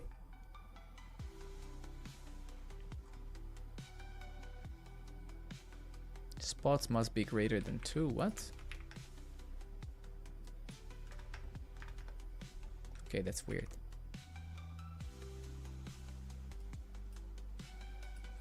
Okay, so let's go ahead and test. Okay, so if the event type is meetup and location type is on site, I mean, we could also do this with a postman or curl or whatever, right? And on site, the address is required. Okay, so we say address.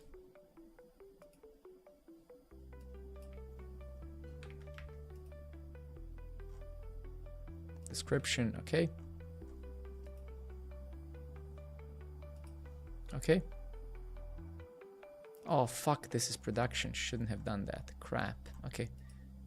Ah, crap, sorry. I just spammed a bunch of people. I even got an email that this was, yeah, crap. Okay, never mind. What font is that?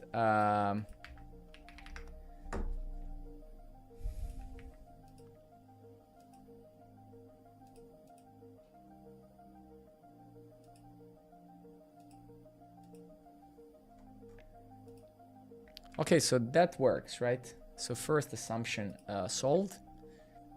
If event type is meetup and location type is remote, the address is not required, but the meetup link is. Okay.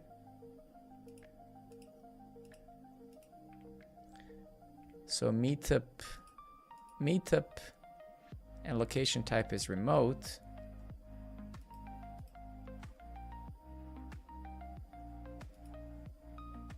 Okay. Cool. If the event type is meetup and location is hybrid,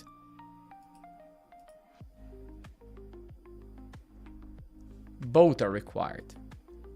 Okay. Yeah, works. Very good. Same applies for hackathon, basically, and workshop, hackathon. Okay.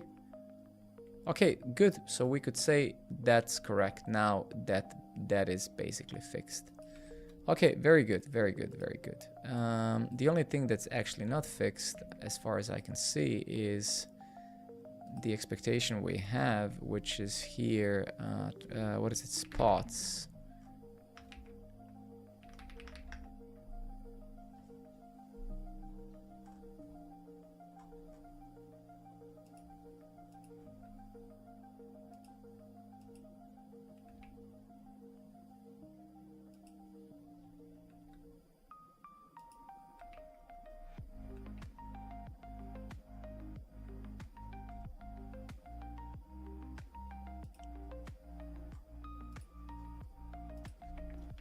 So if we say 0, okay, so actually that is fixed as well. Okay, I don't know. Oh, because I was fiddling with production, that's why. Okay, good, good. Let's push this to prod already. And actually, before we do that, if I view this event, now it's actually correct. Okay.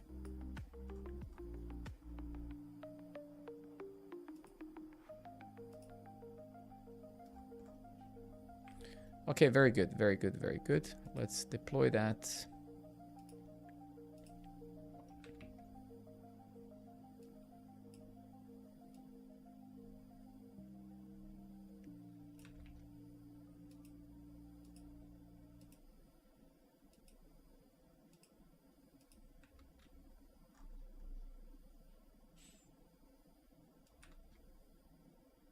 We also need to deploy production API to production as well, because there's a change there. Spots, yes.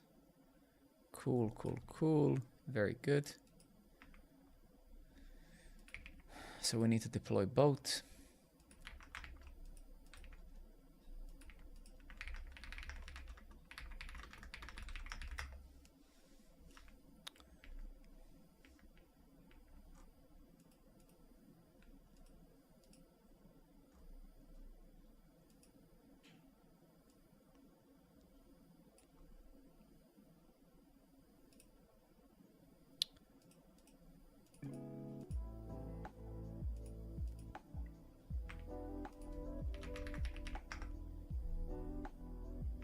Very nice, okay.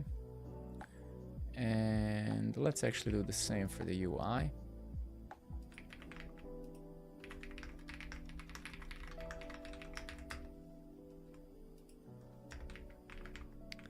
And if we go to the actual event that we wrote, deployed in production, what did we say? So we also kind of fixed this. We didn't add this extra functionality, but I think we did kind of fix it, so that's good.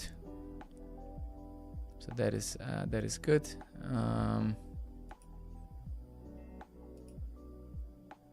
All right, fellas, let's see if there's any questions, any interesting discussions. I think I'm gonna head off. It's 11 o'clock. I can hear that my wife is still awake, so I want to kind of see her a bit. I want to see what she's doing, but if there's any interesting questions or anything, please, I'm here. I'm very happy to either answer something or discuss, or if you have any opinions. I want to see her as well a bit. Of course, guys, thank you as well. Thank you, especially you who... Bastard. But Cedric, I'm gonna take a look later if I don't fall asleep on that PR that you opened. So don't worry, and then you and I can finish it this week for sure. So thank you very much, man, for staying around, and everybody else. Let me just answer a question. I've been coding for about 2 years. I mostly use AI to generate and just modify the parts I don't like or want to change. I realized.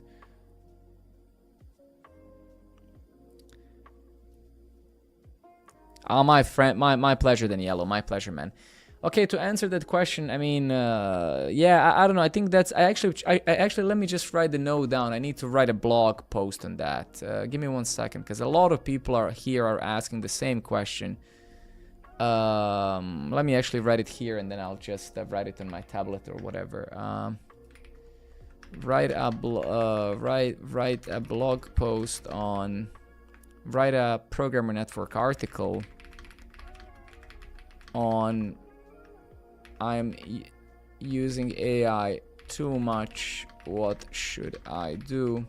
Something like that. Then I'll. But I can answer it now. You have to use AI for sure. Now you also have to learn how to write code, right? So that is hard. I would say I always try to be real, and I always try to be honest. I don't know. I don't think anyone on this planet can give you the answer to that, because you're the first generation of programmers, I guess, who I mean, okay, you're not very junior. You said you've been doing it for 2 years, but I think for the new people in this industry, nobody can give you a tip, because I think you need to have massive amount of self-control, self-discipline, self-awareness, self-critique in order to be honest with yourself and learn while having this tool. So I actually think there's two sides of this story. It has never been better time in history to learn programming, because you have this AI as your personal mentor. But also from the other perspective, if you are not really eager, if you're not really incentivized, if when you open that code, you're not saying, oh my God, I want to know how this works, then maybe you don't love programming so much, and that's also fine. Not everybody who is programming today is like in deep love with programming. Some people studied that to have a salary, put bread on their table, and that's fine. But I would say you need to get somehow incentivize your brain. You need to do something for your brain to get these moments like, man, I really want to know how this works and why this happens. How are these frameworks built? What is this API thing? What is this UI library? How does that work? So it has never been better in history of programming to ask these questions, because you can go, what is IBM I exactly? No, seriously. But so I mean, it's really fascinating that you have to somehow get yourself there, right? So and of course nobody's suggesting everybody has to use AI. AI is here to stay. There is absolutely zero questions about that. Some people are resisting that, but people have been resisting electricity, radio, TV, internet, computers, tractors, industrialization, machines, machinery. So humankind has always been a small portion of people, due to fear, due to incompetence, due to self-interest, they've been always refusing the progress, right? And that's fine. We have people today who resist AI, and that is also fine. They will either assimilate or be left out and become or make themselves irrelevant, right? So we shouldn't really think much about these types of people, because they will always exist, these skeptics, these doomsayers, these whatever. But for the rest of us normal people who understand that the world doesn't wait for us to like or dislike something, that the world just moves on however it wants, we need to use these tools to remain competitive, but also we need to stay due diligent and understand that we can't offload every single thing. Otherwise, we're going to stagnate, and we will become irrelevant, because, you know, if you are only prompting and you have no idea what you're doing, then you're useless. Why would I hire you? I can hire my mom to do the same, to say, make button green, right? So programmers that know how to program will always be necessary. Like, more and more we will delegate tasks to AI, but more and more we will have to, of course, validate and ensure that it works, that it's correct, right? So that's why you need knowledge, right?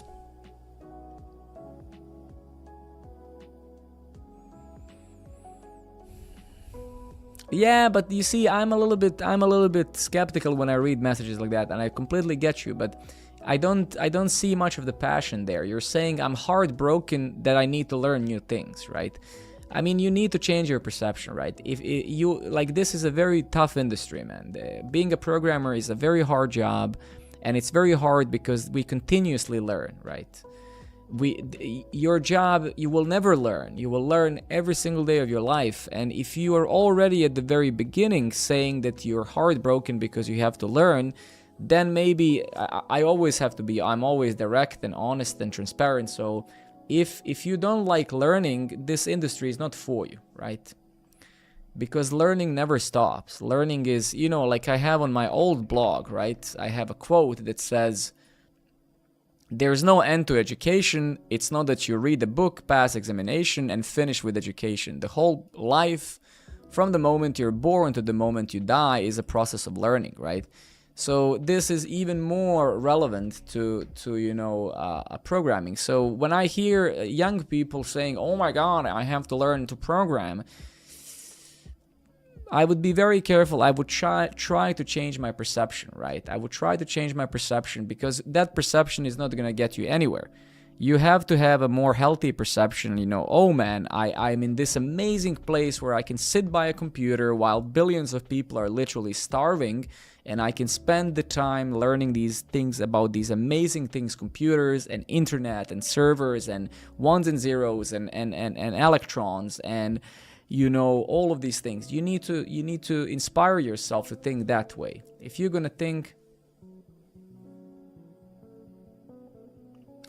well, I mean, if you think that you have to redo everything because you lack knowledge, then you have to redo everything, and that's what it is. That is the decision that you yourself and your brain is producing. So if your brain is telling you, well, I have to redo everything, maybe you are being honest with yourself, and maybe you're saying, I mean, I don't know what it means I have to redo everything, right? I mean, you either know something or you don't, and if you don't know it, well, you have to learn it then. I mean, what is the alternative to that? I mean,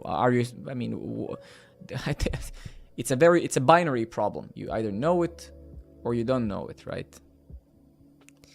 So anyway, I think perception of people need to change, and that's it. Like, if you need to get obsessed about learning new things in this industry, at least, otherwise, how you look at the life and world and your job and everything is so fundamentally crucial for one individual that I think every person every day literally has to work actively on that. Like, you have to literally actively remind yourself of all the things you have, not of the things you don't have. This is now, I know this sounds silly, childish, whatever, but it's so fundamental that you develop your brain, your critical thinking skills in a way where you can move forward, you can learn, you can focus on all the great things you have, right? Otherwise, you will always slow yourself down because of just crappy perception, right? Perception, understanding of the things around you, of self-awareness, and all of these things, humility, and all of these things, is so fundamental, right? I know it must sound, what does this have to do with programming? It has to do everything with programming, right? Yeah, and I mean, I find myself so fortunate. Look at me, I'm 36, 37 years old, I have kids and wife, I'm able to sit here by this crappy microphone, talk to you random people, and you talk to me. How privileged that is. It's incredible. I mean, what else do you want?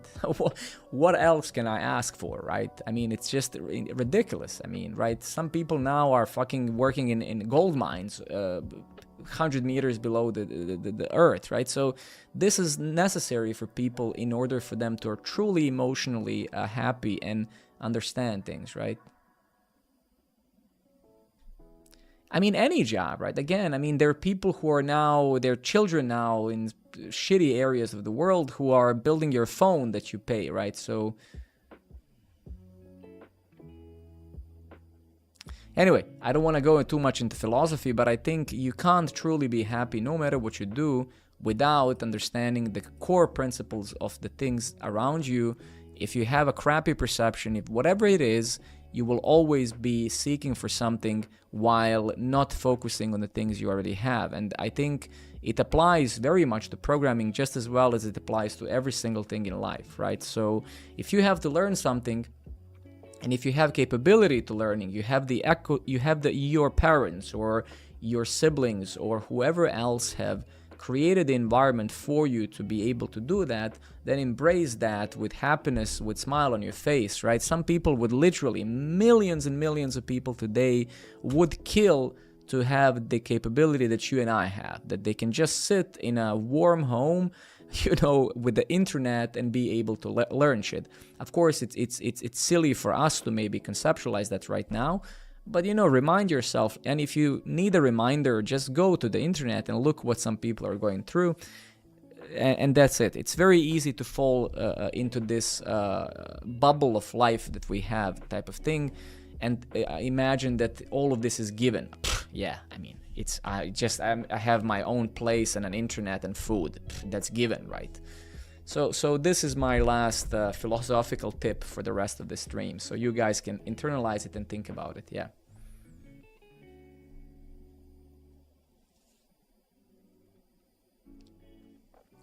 I'm also developing a platform as yours, just as junior myself, but since the platform is free of charge, I wonder if there's any cost. You will always have some cost, right? And that depends on how much you're willing to build yourself, and how much you are willing to buy, right? There's a metric that's called COGS. It's an acronym, COGS, that stands for cost of goods sold. So you can search about it, and essentially when you're building any product, physical or digital product, you calculate what is the cost of me maintaining this platform. And that metric is very important, because then whenever let's imagine you want to make money with a business, how competitive your pricing is directly relative to many things, but one of it's COGS. So more money you have to spend to maintain your product, less you're competitive, because you need to increase the price of your product as well. So of course, people are very reluctant to just pay for, let me pay for authorization, authentication, for this. But if you're not making money, and if you're building things and hoping that one day things will work out, then you want to try and focus to use as many things free or build it yourself as well. That's why for me, Programmer Network almost costs zero, because I built everything for authentication, and everything that I didn't build is open source, right? So we don't have a single third-party service in this system. Everything is part of our infrastructure, of our Kubernetes, of our Docker Compose. So that really depends how you build it, right? You can build it this way or that way, and you know how much cost you're gonna have depends on the technical decisions you make. So yeah. And exactly and that's what the Cedric is saying is true. The price is my wife waiting for me in the other room. That is the price. All right, fellas, thank you very much. I hope some of this was useful. As always, please sign up on Programmer Network if you have a minute. I would highly appreciate that. If you want to give back to community or whatever you call it, if you want to chip in and say, Alex, thank you for your tips, the best way to thank me and Cedric and this stream is to go sign up every now and then, leave a message, write a thought. Let's try to build an awesome community. That's what I'm trying to do here, and I will be sticking around and I will be helping as much as I can. But if you want me to stream more and stuff, at least I think it takes 3 seconds to sign up. So please do that. I would appreciate it a lot. Anyway, thank you very much, Cedric. I love you, man. Thank you for being around, and I'll see you guys another time. Peace out, everybody. Bye-bye. Good night. Likewise. Thank you, guys. Bye-bye. Bye.